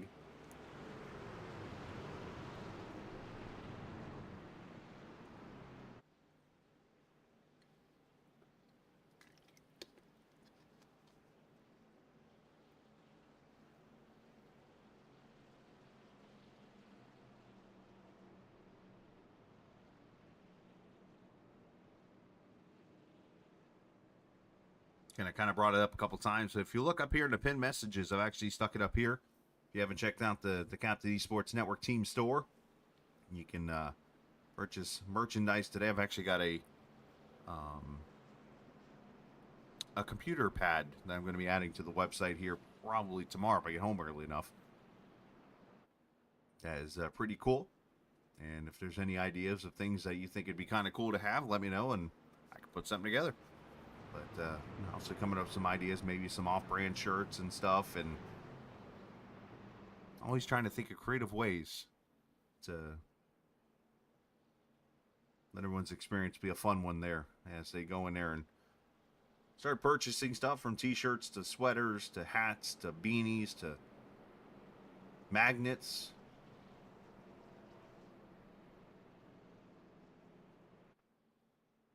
Hockey jersey.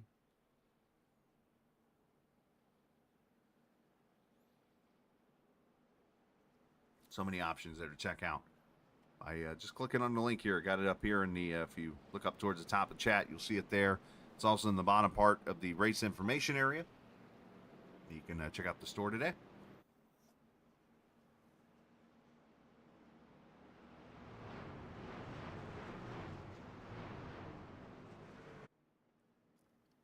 And Pace Truck Lights back on again here, so we'll get another lap before the green flag.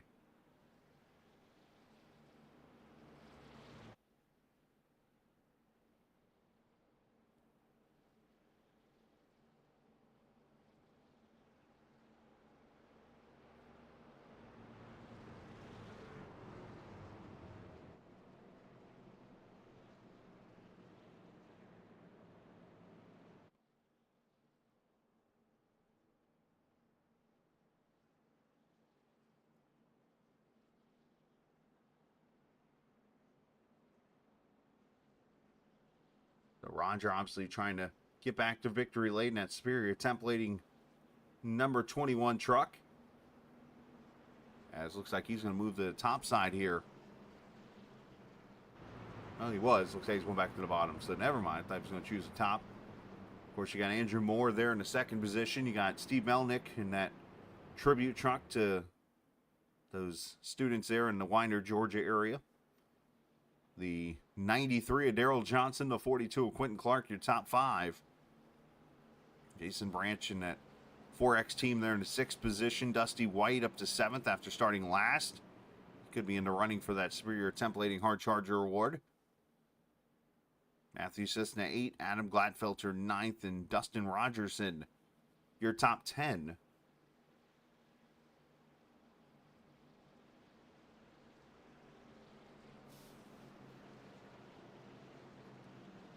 All right, Pace Truck lights are out, so we should get the green flag this time by.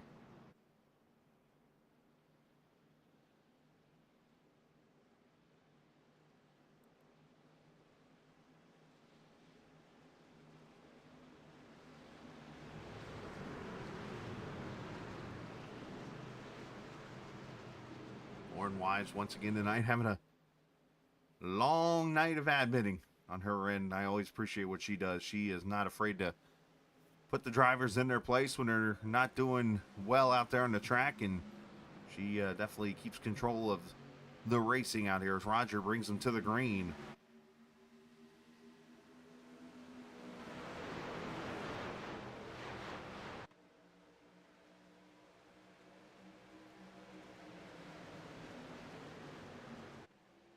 As Melnick looking for somewhere to go, there's the 42. Going to jump up there and push the 21, literally square right in the rear. I see those trucks fan too wide, mostly.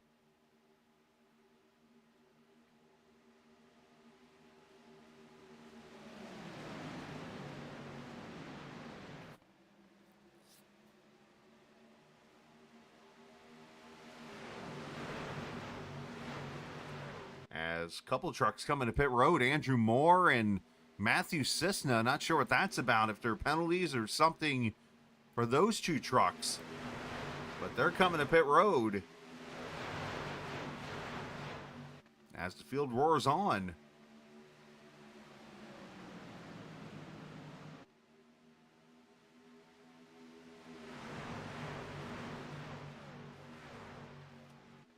And you saw how tough a transition that could be during green flag pit stops, how they had to jump to the bottom, fall onto the apron area there off the banking, and then slow up to 65 miles an hour.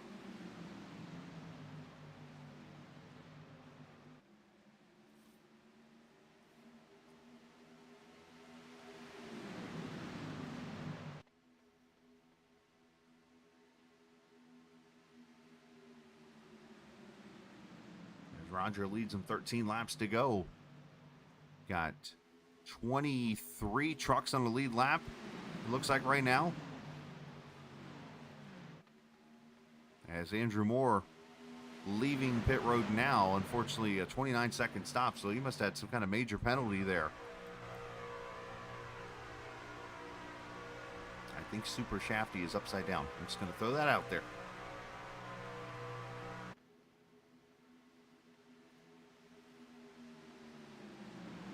That's for the 90th Cessna. He has stayed on the lead lap, but obviously he's out of the draft now. And he's going to need a yellow to get some help here.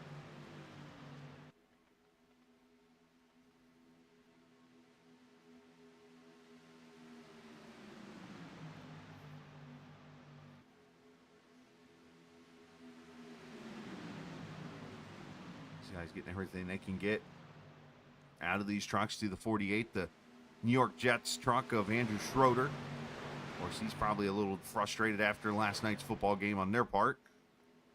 Everybody was all hyped up about Rodgers coming back, and the New York team looking pretty good there on offense and defense, but unfortunately it was all about San Francisco last night in that game.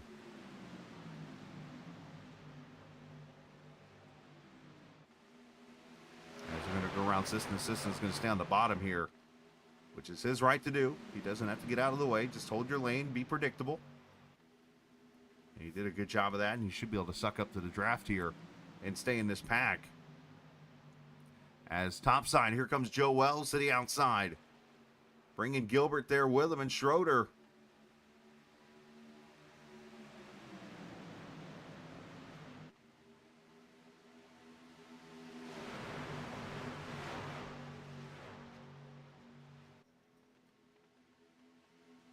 Three miles of racetrack here. Long straightaways.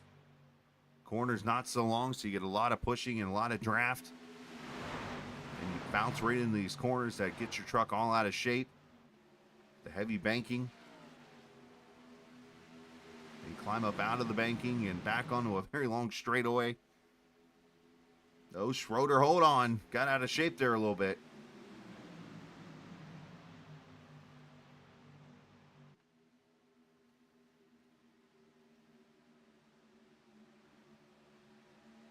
As Wells and Matias almost come together as they're going to go around a lap truck of the... Oh, and there's contact. Everybody okay? So he's going to the inside wall. That's a hard lick. And we stayed green as he stayed off the track. I believe that was the... Was that the 33? Was that Eddie? Yeah, unfortunately, Roady, sorry. I got it right. Unfortunately, a victim there of just trying to stay out of the way.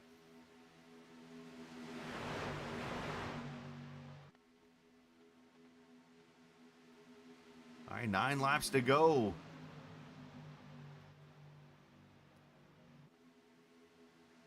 Man, it's literally going to come down to who can get the best run with the help on the final lap here. But you got to set yourself up and be in a position. I think right now the right position in this race is one of these 19 trucks that are in this pack.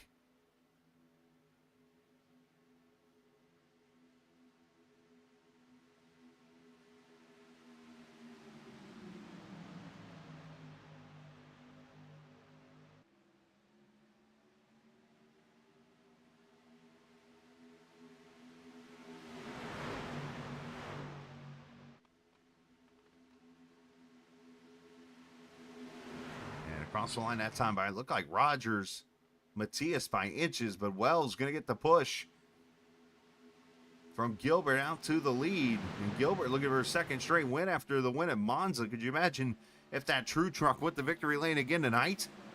They talk about winning 2 wildcard races. Oh, one try, here we go. 1 over. As the 27 spins out, the 54 of Shiflett involved. And back under yellow at 8 laps to go.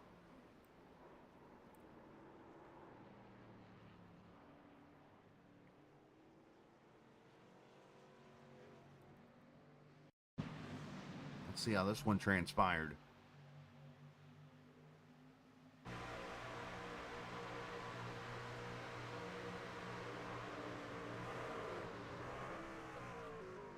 Now Cisna ended up on his lid, and then the 27 almost ends up over.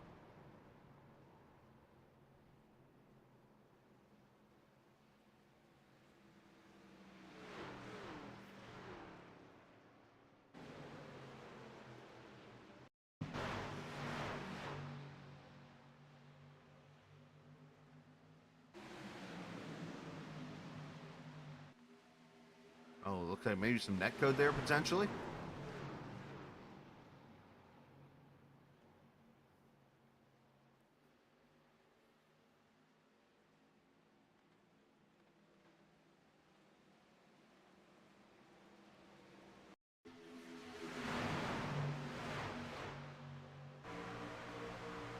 Get a better view here.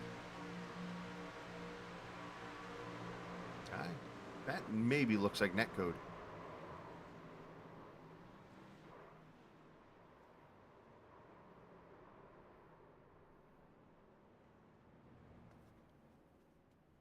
All right, so caution back out yet again.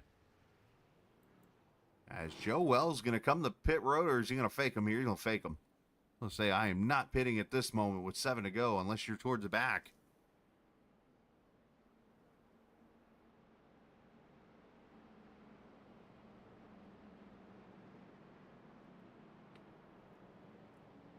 So it looks like Likens, Wise, Melnick, Dusty White, and Darren Mack. About half the field coming to pit road here. As we should get to green around 4 laps to go. Of course, we do have the overtime if needed. But for Lauren's sake tonight, let's hope we don't have it.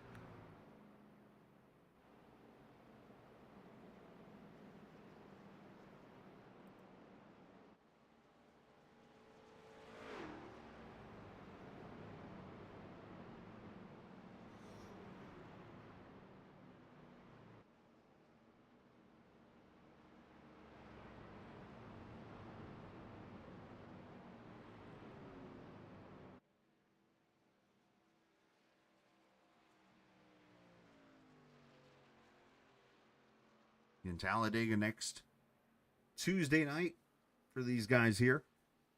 Please join us at 8:15 as always Eastern Time.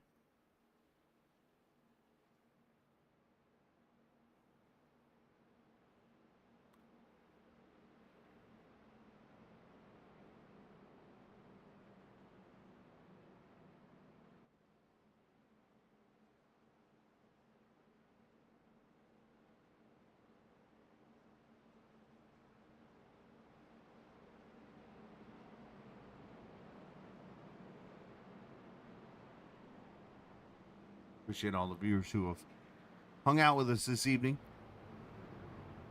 And what has been another wild one here at Talladega. Been holding strong, around 15 to 20 viewers here throughout the night.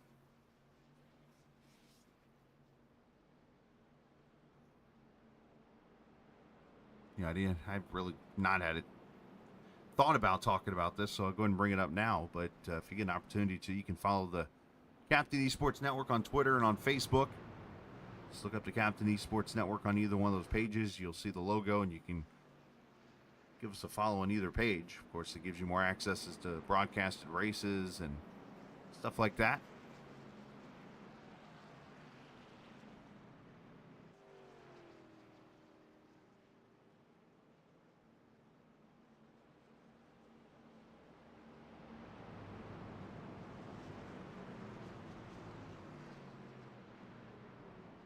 So we'll get 4 to go this time by.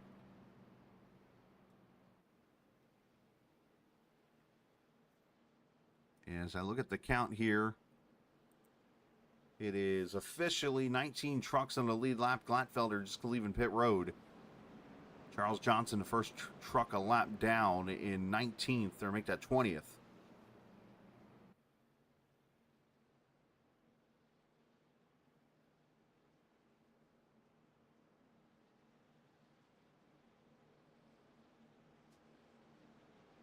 You know, still plenty of time for these guys to make that move from like 19th up to the lead.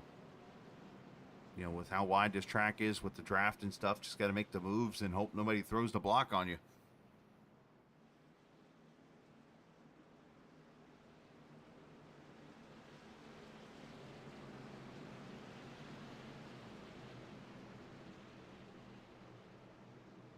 All right, Pace Truck bringing them off turn 4. What's going to happen here in these last 4 laps? We're about to find out who's got damage, who doesn't. As Roger Rios, Matias, and Joe Wells lead them to the green flag. Good restart for Roger.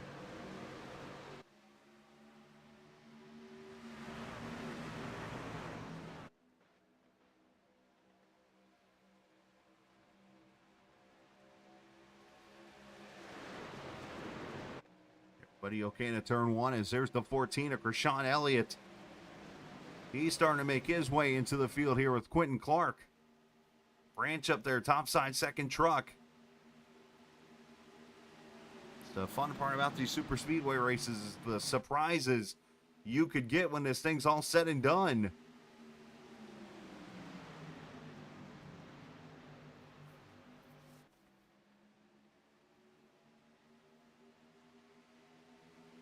Oh, and around goes Roger. Into the wall. The leader gets turned.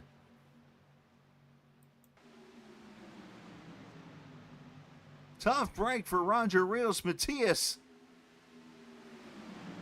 Just went from the penthouse to the outhouse with 3 laps to go.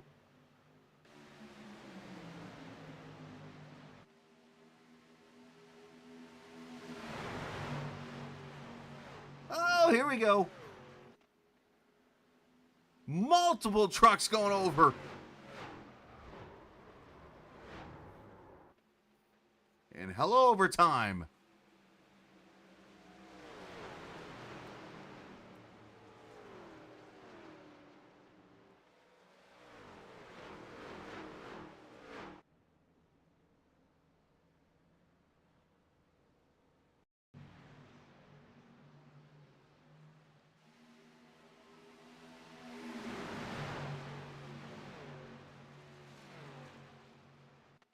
All right, there, 14 and 5 come together. 1, 2, 3, 4 trucks go blowing over almost.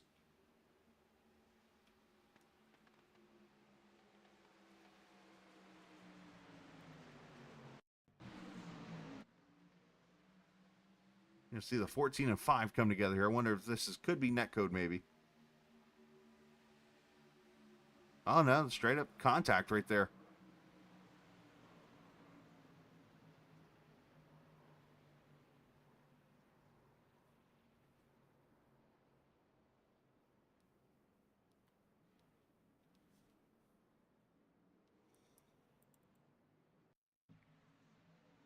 I was really fascinated by, was it the 10?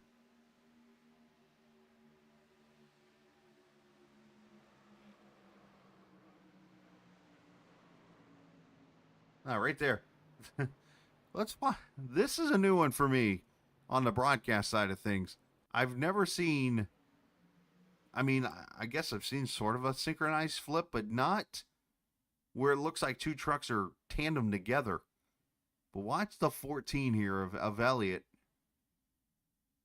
If I can find Krishan. There he is. Okay.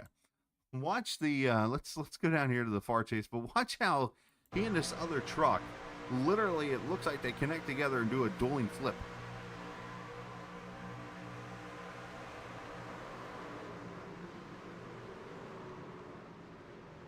Flip back over and then all of a sudden the 44 flips almost. It's kind of interesting how that worked out. Add the 44 to the list of spinning trucks. And as Jennifer says in chat, yep, go get that fast repair if you haven't already.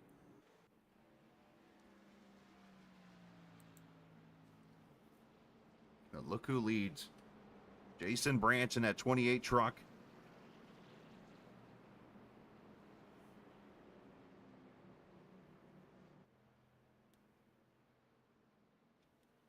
Jason wasn't too thrilled, along with about everybody, with how the Monza race ended last week, and now Jason with a chance to put his truck into victory lane with the 4X team.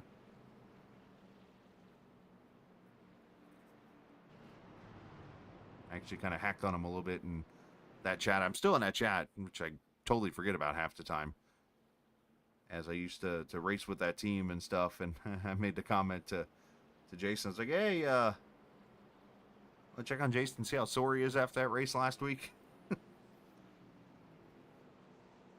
In all seriousness, doing a good job. So was Greg Thompson. So was Joe Wells. Scott Wise back up here. Daryl Johnson. As we're going to get our first overtime here. I believe, yeah, we're coming up to 67 here right now. So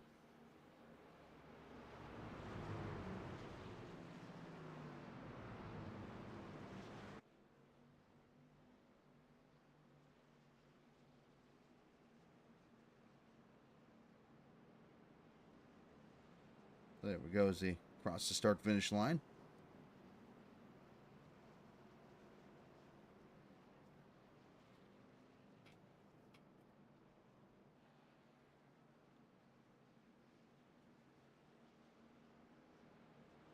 So you get two chances at this overtime thing. Of course, this is the first.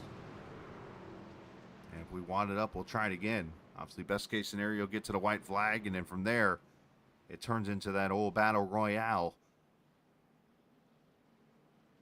Whereas the late, great former NWA, WCW announcer Gordon Sully would always say, up here 6 would break out.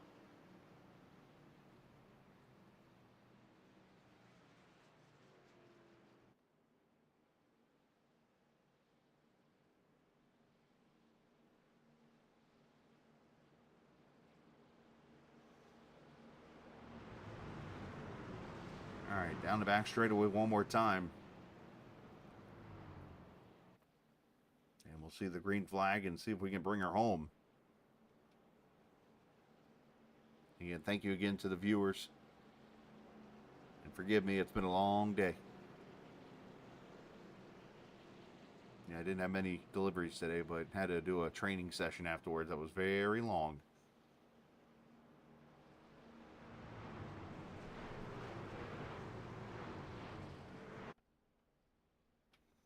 There's a lot of great drivers here at a track that is...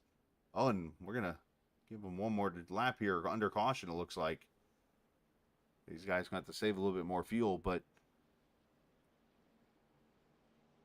You know, a lot of good racers in here. And when you get a wild card track like Monza last week and iRacing Superspeedway this week, you're going to have yellows.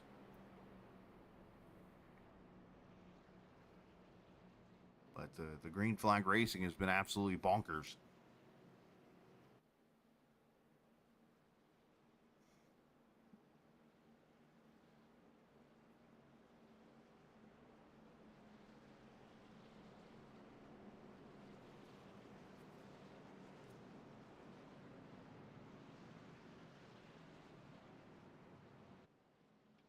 See Wells down there. I think he's trying to save some fuel, taking the shortest way around down there in that apron, which I'm kind of glad we didn't have to worry about talking about that apron today with pit stops, because it is one of those rare pit roads where you remember, you can't merge till you get to that blue cone right there. So you have to, you're hauling tail all the way down to turn 1, but then it's so flat, you got to hit the brakes and turn the car.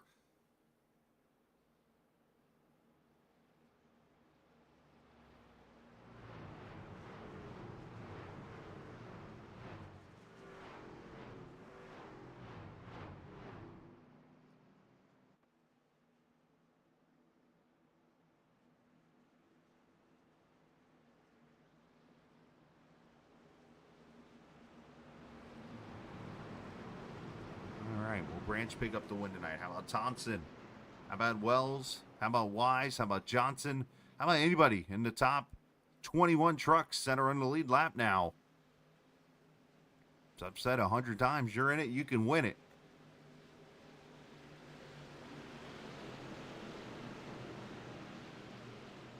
see if somebody can get their third win in 3 races here as I look down at Travis Gilbert, who's off there, still on track, but multiple laps down in 26th. And the other winner from Daytona was Dean Wilkinson in the 11th spot. Is green flag. Here we go. Overtime underway.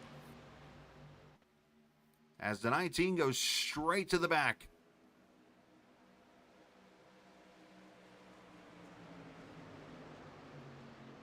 As Thompson gives a huge and cautions back out. Back here in turn 1 as Glatfelter involved along with trying to see these other trucks. I see that red and blue truck. At first I was a little hesitant because I saw Thompson get in the back of a branch. I'm like, oh, in the middle of the corner. That's never good.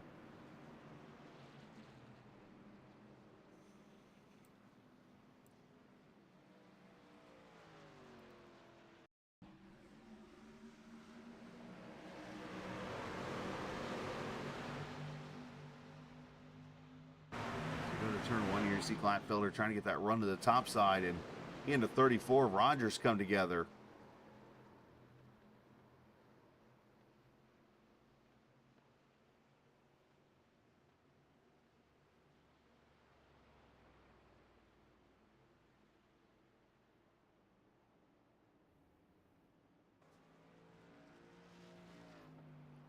And Jennifer probably in chat saying some adult language probably to her husband. Like, what are you doing?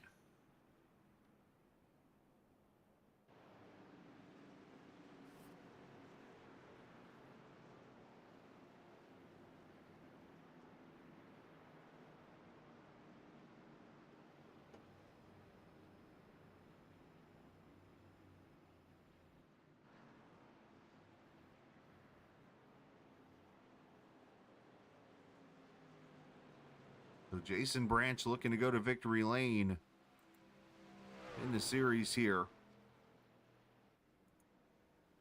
Not going to be the one that wants to jinx him here, but I'm going to bring him up here and see how he's feeling about this race. Branch is up here in the front, man, going to get one more shot at this overtime finish. The way it's going, it sounds like you only need a couple corners. You might be okay here, but talk about the pressure on this 28 truck. Well, Chris, the good thing is I got some teammates up here with me, so we're going to try to work together, see if we can come out 1, 2, 3. The way it's going, I don't know if we're going to do 2 more laps, so I think I'm just going to have to stay out front and see what we can do here. Yeah, obviously, you mentioned Scott being up there with you. You got Greg up there right now, so you got some great friends there with you. But the thing about it is you got a truck wide or a track wide enough to cover 4 lanes, 5 lanes almost here.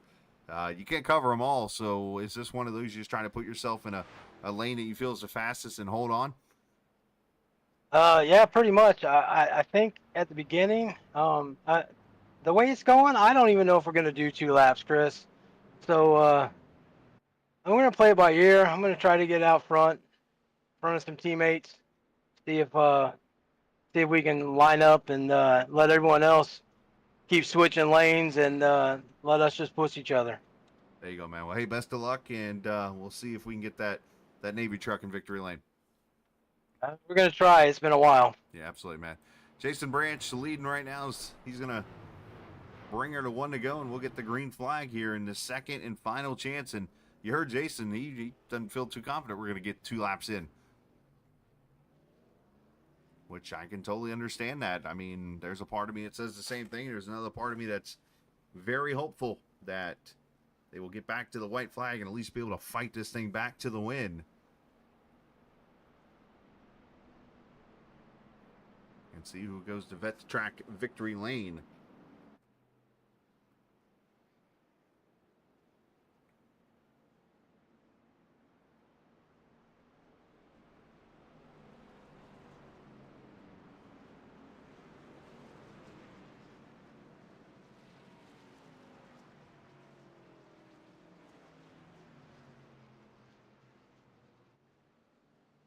Through turn 1 and 2. You got to wonder what's going through the minds of Thompson and Wise as they're going to try to help each other out here. Then you got the 42 of Quentin Clark back there, who's got Joe Wells and Daryl Johnson and Ryan Wilson. You got, of course, Wilkinson, who's the Daytona winner. But then look back here in the 5th car in the inside lane. That is Andrew Moore, who, if you remember about 3 cautions ago, was on pit road with a penalty or something during a green flag pit stop, was a lap down. And here he is.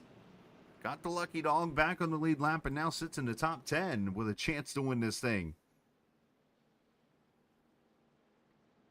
You know, Condon there in 10th. Roger Rios Matias 11th. Of course, he went spinning to the infield just a minute ago, and he's back up to 11th already. So, I mean, as I said earlier, if you are on the lead lap, which there's 20 trucks from Branch back to Darren Mack, you could go to victory lane here still.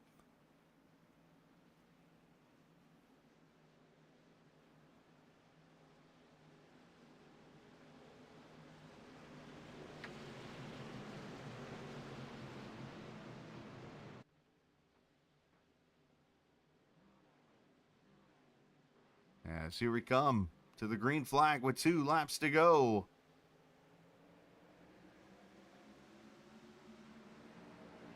Can Branch hold on? As trucks already start to scatter. Branch trying to pick the right lane here, see where it's going to go. Scott Wise going to get a run to the bottom side. Here he comes. Joe Wells pushing.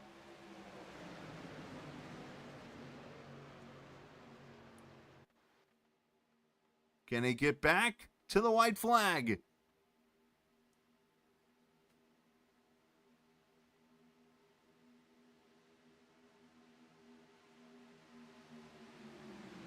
As here comes the 55, there's the 93 going to get turned. And there's the caution. As the 90 goes around a Cessna. And Scott Wise is going to get the win.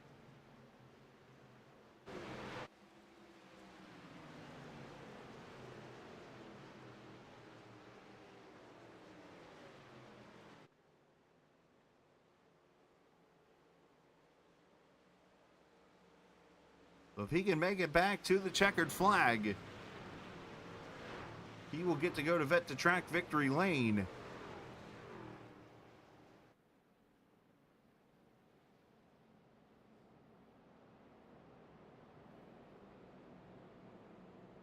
And for Branch, unfortunately, which has kind of put himself in a bad spot maybe there, or he'll probably be beating himself up.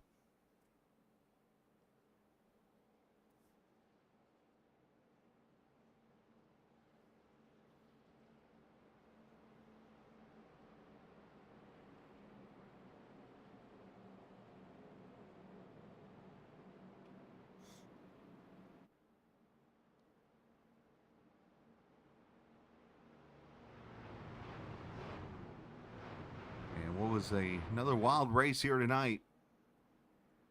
The man last week I included, picked on him a little bit for his headfirst dive into the barrels at Monza. He definitely shows his Superspeedway talents here tonight as he comes off of turn 4 and will lead him across the line under yellow. Scott Wise gets his first win and becomes the 3rd winner in 3 races in the Masters of the Draft Series.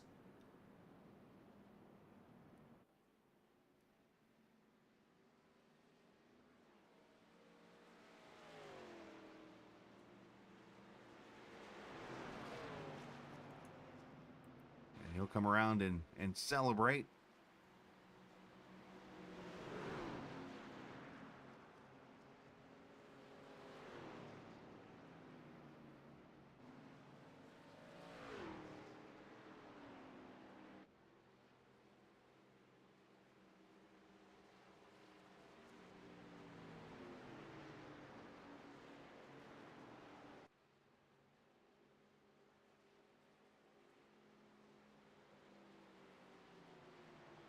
Joe Wells going to finish 2nd, Quentin Clark 3rd, Dean Wilkinson 4th, and Jason Branch your top 5.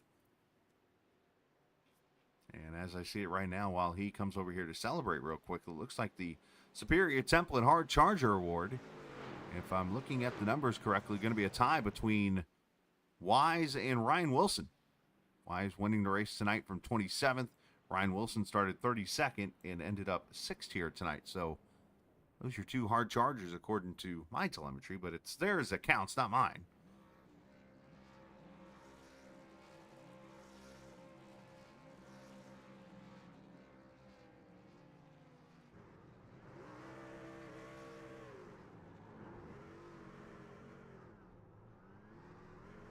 As Wise will go to victory lane.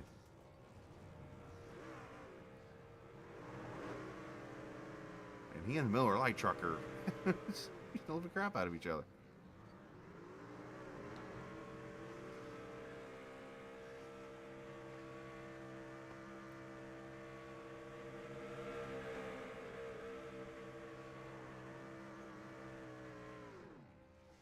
So while they do that, let's show you the finishing order. In the end, 75 laps make that. Yeah, 75 laps is ended up what they ended up completing. As Wise wins at Joe Wells second, Quentin Clark third, Dean Wilkinson fourth, and Jason Branch fifth. Ryan Wilson sixth, Greg Thompson seventh, Al Likens eighth, Andrew Moore ninth, and Roger Rios Matias in 10th. Adam Gladfelter 11th, Krishan Elliott 12th, Brady Korowski 13th, AJ Condon in 14th, and Daryl Johnson end up the top 15 finishers in the race. 16th, the Dusty White, Charles Johnson 17th, Matthew Cisna 18th, Stephen Melnick 19th, and Darren Mack 20th. Sam Taylor 21st, Jim Treat 22nd, Tom Dixon 23rd, Dustin Rogerson 24th, and Travis Gilbert in the 25th position. You two, Pat. 26th, Scott Ford 27th, Andrew Schroeder, Tommy Rogers 28th, Eddie Roaldi in the 29th position, Roaldi, and 30th, Dylan Picklesimmer, Jacob Bowen 31st, Tim Shiflett 32nd, Shane Ward 33rd, Derek Jacobs 34th, Pete Bellini, the 35th and final racer here tonight. As we'll talk to our top three finishers, starting with the third place finisher, the 42 of Quentin Clark. Obviously a tough race out there, Quentin, here this evening, but looks like you're able to get that, let me read this right, is that MASH 5 design? Mach 5. Mach 5, okay. Like Speed Racer. Yeah, I guess that makes sense, doesn't it? See what happens when you're tired, you didn't get much more sleep today. Oh, man. But hey, great job tonight, finishing third. Thank you so much. Yeah, running the wrong paint scheme, too. It happens. Normally in a Ford with my high spirits teammates, but running the Riot colors tonight. But, yeah, getting Chevy a little bit of love, even though we're running Fords this season. Whoops. Yeah, but, crap happens. Oh, well. Right.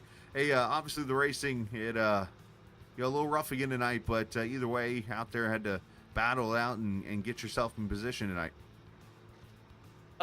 Yeah, honestly, just trying to find holes. This track is wide enough that, you try side drafting people and getting a run, and then you got to check up if somebody's in your way, but as long as you're careful and there's plenty of room to avoid people and try to make it to the end. So that was my focus. And then Roger and I were defending the bottom for so long, and I just feel awful about if I just wasn't lined up or if I hooked him or what happened, but I didn't think I timed it any differently coming out of 4 there, and I just turned him right into the pits. So but he was a good sport about it. He led a lot of laps, and that was a lot of fun getting to work with him and Andrew Moore here, and then something happened.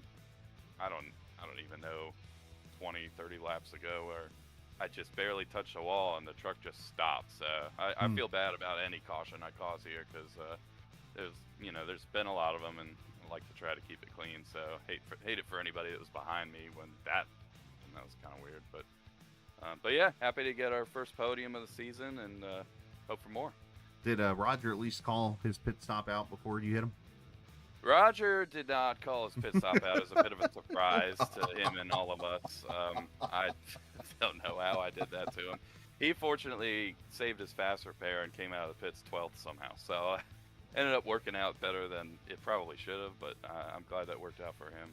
Well, obviously a good point tonight after 3 races here. I know it's been ups and downs for everybody, but ups and downs for sure. Yeah, but hey, to get a top 3, I think it's something you can smile about a little bit. Yeah, exactly. Thank you, man. No Appreciate problem. you having me. Yeah, send some shout outs. Yeah, like to shout out, well, a Mach 5 design accidentally on the car. Thank you for making a great paint scheme. My normal sponsor, Jimmy Beats Worlds, should be on this car, but he's a Twitch streamer that's been sponsoring me. He's one of my best friends. And, Nice. check out Jimmy Beats Worlds on Twitch. And then my other main sponsor is Groovy Divine, which is actually my sister-in-law's new boutique store, and they're Cool.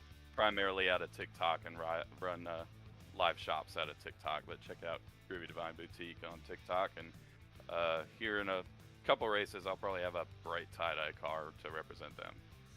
Just curious question: if I were to go to this Jimmy Beats World Twitch page, if I sing the middle, would he ban me? No. No, it's encouraged. It's definitely encouraged. Yeah, he does a lot of like retro games and That's awesome. community game nights and just co-working and just a chill vibe. So check him Nothing out. wrong with that. Yeah, absolutely. Appreciate it, Quentin. Good job on your third place finish. Hey, thanks so much. Thanks for having me. Good job broadcasting. Yes, sir. I appreciate it, man. As Quentin Clark finishing in the third position here tonight, behind the What the Fox truck. Oh, here he is. Hello there. Hello there. The What the Actual Foxtrot post that he posted in chat. Yeah. Oh, man, a wild race here tonight, but you get yourself a second place finish, extend the points lead out a little bit. Yeah, points lead is definitely looking nice. I know we talked about it before the race started. That's obviously, I mean, there's a long goal, but, you know, it is nice to be able to kind of start to pull away here with 1 week left in the truck championship. So, overall, I mean, 3 straight great finishes so far on podium to start the season. I couldn't be happier with the result side of things. That's for sure. Well, obviously, you know, with the racing here tonight, the runs were just huge. I know, obviously, you had the chip and stuff like that came into play with the way the trucks max out speed-wise. But, I mean, there were times where I was watching trucks come from, like, 10th place up through the field, up the middle, and just able to get to the front before the end of a straightaway, and it was just amazing to see. Yeah, it was crazy. I mean, I think a lot of credit right there has to go to Scott Wise. I mean, he built a fantastic setup, him and his team. I don't know if he's got a team that's building them, but it was a great setup to run tonight. And to your point, I mean, the runs were massive once you got there. I think I went from like P26 or 28, I think, at the start of one of the restarts and got all the way up to like P6 by the time the next caution came out. So the runs were there plenty, especially if you had the right person working with you. So that was definitely much needed, because in the middle of the race, I race in VR. My VR headset got disconnected. So I don't know if y'all noticed, but I went a lap down mid-race because I had to pull in the pits to unplug my VR headset, restart it, reload up the sim, and trying to get back in. So the fact I was able to go lap down, get back up to P2, lead a lap, I'm very happy. Just wish it was a little cleaner, and a lot of things that I got to get cleaned up here. I only because I had a podcast once, and I've debated with friends for a long time about why I'm not a fan of VR and iRacing. Everybody's got their preferences. Yeah. But tonight there's the reason right there. Unfortunately, Yeah, it's Joe, definitely you're my a first. example. You're my example there, buddy. But still, man, no, way to come back, obviously, and battle back and make it all work out and finish second here tonight. So why don't you send some shout outs? Yeah, man, first off, big shout out to the G Lightning Motors guys. Big shout out to Travis, Krishan, Brady, Eddie, AJ, Shane, all those guys out there rocking the GLM stuff. I really appreciate you guys. Massive shout out to the number 93 of Daryl Johnson. Without him, I don't think I would be in the position that I was at the end of those last 2 restarts. So massive thank you to him and the TNT guys for that. Big shout out to Vivid EV. Shout out to Front Stretch. Shout out to Derek watching. My boy Chris is watching. Derek's watching. Tom's watching. I got a bunch of homies watching your excellent stream, Chris. So with that, Chris, thank you as well for putting on a tremendous stream every week. I'm sorry that it hasn't been the most mature racing, so I hope that gets tightened up here over the course of the rest of the season. But thank you to you. Thanks to Vet the Track and the sponsors. Thanks to Scott and Lauren for putting this on and cracking down where stuff needs to get cracked down on, which I appreciate. So Yeah. hopefully we can finish out the truck season a little bit cleaner. If we keep it up, Massey's going to be making songs about this soon. Oh my God, I swear. I better be on that cover photo at least or something. Come on now. Oh, great job tonight, man. Thanks, Chris. I appreciate you, man. too, Have a buddy. great night. You too. As Joe Wells finishing in the second position here tonight. It's an inside front stretch joke there. I did some stuff for them, obviously, last year. Joe's doing stuff for them now. So for those who don't get a chance to, check out Front Stretch on Twitter. They're a great follow, great reporters and stuff there. Always out at the NASCAR tracks and stuff like that. And IndyCar, and I see them everywhere now. Cars Tour and stuff, they're everywhere. So Tom Bowles and those guys do a great job with obviously the Front Stretch. And Massey does these videos on Twitter. He'll do like cover songs, and it's funny stuff. So there you go. Give him a follow. Look up Front Stretch. You'll find him pretty simple. All right, Scott Wise, victory here tonight. So let's get him in here in the 31 truck. Obviously, I know your wife's probably over there ripping her hair out, what's left of it from you. But needless to say, man, you came to victory lane here tonight after going headfirst into a tire barrier last week. You go to victory lane here, so that's got to feel pretty good. Oh, yeah, it sure does feel like I definitely had to earn it there on the back end. But it's kind of funny. But yeah, Lauren's pretty much yanking her hair out, and it wasn't actually my fault this time. There you go. Progress. Yeah. I'll take what I can get there. But yeah, team ran well all race. Kind of flubbed up the last restart a little bit with things, but thankfully Joe gave me a good push to keep things rolling. Tried to keep the truck clean all day, and right in the middle got a little bit of a whack that I had to get fixed. Truck was good, stormed back through, and got this Torque Ranch Motorsports Silverado into victory for the first time this year. Yeah, absolutely. As you are actually celebrating tonight in the good old Vets to Track victory lane here tonight, which is really cool to see. Of course, you being someone who has fought for this country also, and you know, to have all the great sponsorship and stuff in the series, and for you to be able to go out there and have some fun here. I know, obviously, not the cleanest racing the last 2 weeks, but still to be able to battle on super speedways, which is your forte, if you will, and to get a win here pretty quickly is pretty cool. Yeah, absolutely. That definitely helps with getting up the point standings. I think Joe's pretty much running away with the block, but we're making a good run at him. But yeah, I have to thank Vet to Track for coming on board. This is a very veteran-laden league here. There's a bunch of our drivers' families that are veterans. But some that are still active, so it's good to be able to represent them in this series, even if it's been a little bit rough the first couple of weeks. But we're trying to get some things cleaned up, and we should have some strong racing the rest of the year. Yeah, it should be a lot of fun, obviously, to be a part of, man. Well, good to get yourself an early victory here this season. And by the way, you and Ryan can argue over who had the most positions gained tonight, because I both got you at 26. So in the hard charger category. But great job tonight, and send some shouts who we relate to. Gotta thank all of our sponsors for helping us put this thing together. They're Superior Templating, Hard Charger, Vet to Track for the Victory Lane and title sponsorship, Vivid EV for the Pole Award. We couldn't do it without them. This would be the 1 week I don't run my Bass Pro and go figure I win with it, but it's a fictional track, so I figured I'd put my computer parts truck on the track this week with the AMD Ryzen colors. Got a shout out to the wife for everything she does in support of this, and I got to thank you for coming on and being the broadcaster. You do an amazing job as always. Well, yeah, no, I appreciate it, and obviously you and Lauren have been great to work with as always, and you know, obviously still got plenty more to go here, so looking forward to it, bud. Good job. Thank you. Absolutely. As Scott Wise, all we can do is chuckle these first couple of weeks, and you know, they're going to keep working at it. We'll get the racing cleaned up, and we'll go back to I don't know how weird this is to put this, Scott, but we're going back to a normal super speedway. What are those? Right, exactly. But you need to say we're going to Talladega next week. We'll see how that all works out. But obviously, great job on Scott's part on getting the win, and shout out to him for getting torqued wrench at victory here this evening.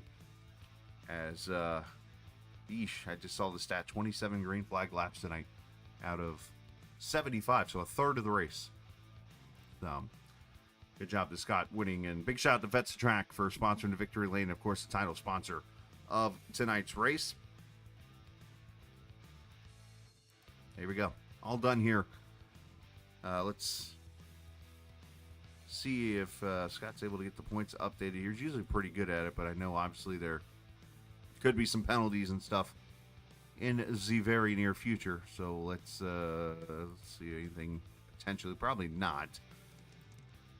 And I won't hold it past him if not. But we'll hold tight here for just a quick minute. But yeah, I mentioned again, I kind of said it before we did the interviews and stuff, but we'll throw it out there once again. The Hard Charger Award here tonight. Ryan Wilson and Scott Wise both gained 26 spots tonight, so maybe we'll let them do 20 paces and figure out who gets the Superior Templating Hard Charger Award for the iRacing Superspeedway race. But big shout out to Roger Rios Matias and what he does for Superior Templating and stuff for being a sponsor in the series. But the one thing to expect is obviously it looks like Joe Wells is going to extend that points lead out. Should be over 40 points at least over Travis, Adam. Tom Dixon was there in fourth, and looks like the first person I'm seeing that's going to gain on Joe would be Scott Wise, who was 60 points back, and then of course debating on how the bonus points and everything went stage wise here this evening. But that's just kind of a looking at the grid and putting the math real quickly together. But yeah, so we're going to take off and get out of here. I need to get some sleep, so we'll make sure if you're in the Discord page, you'll see the points get updated and stuff here very shortly. But a big shout out to Lauren and Scott for allowing me to be a part of the broadcast and be a part of the series once again. And all the drivers, keep your heads up. Obviously, you guys will be fine. And you got more great racing to go here in the very near future. So keep your heads up. And big shout out to all the sponsors for being a part of the series. Of course, Vet the Track for the title sponsorship.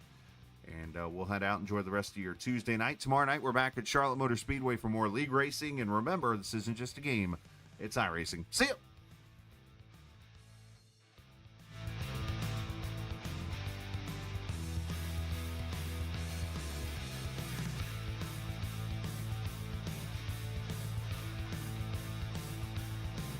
This copyrighted broadcast may not be reproduced, reused, retransmitted in any form without the authorized written consent of Captain eSports Network. Captain would like to thank all of his loyal fans for your continued support, and he hopes you enjoyed today's broadcast.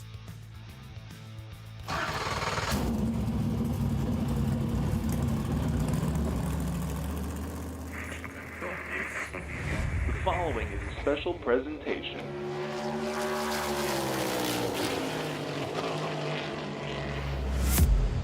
From the Captain eSports Network.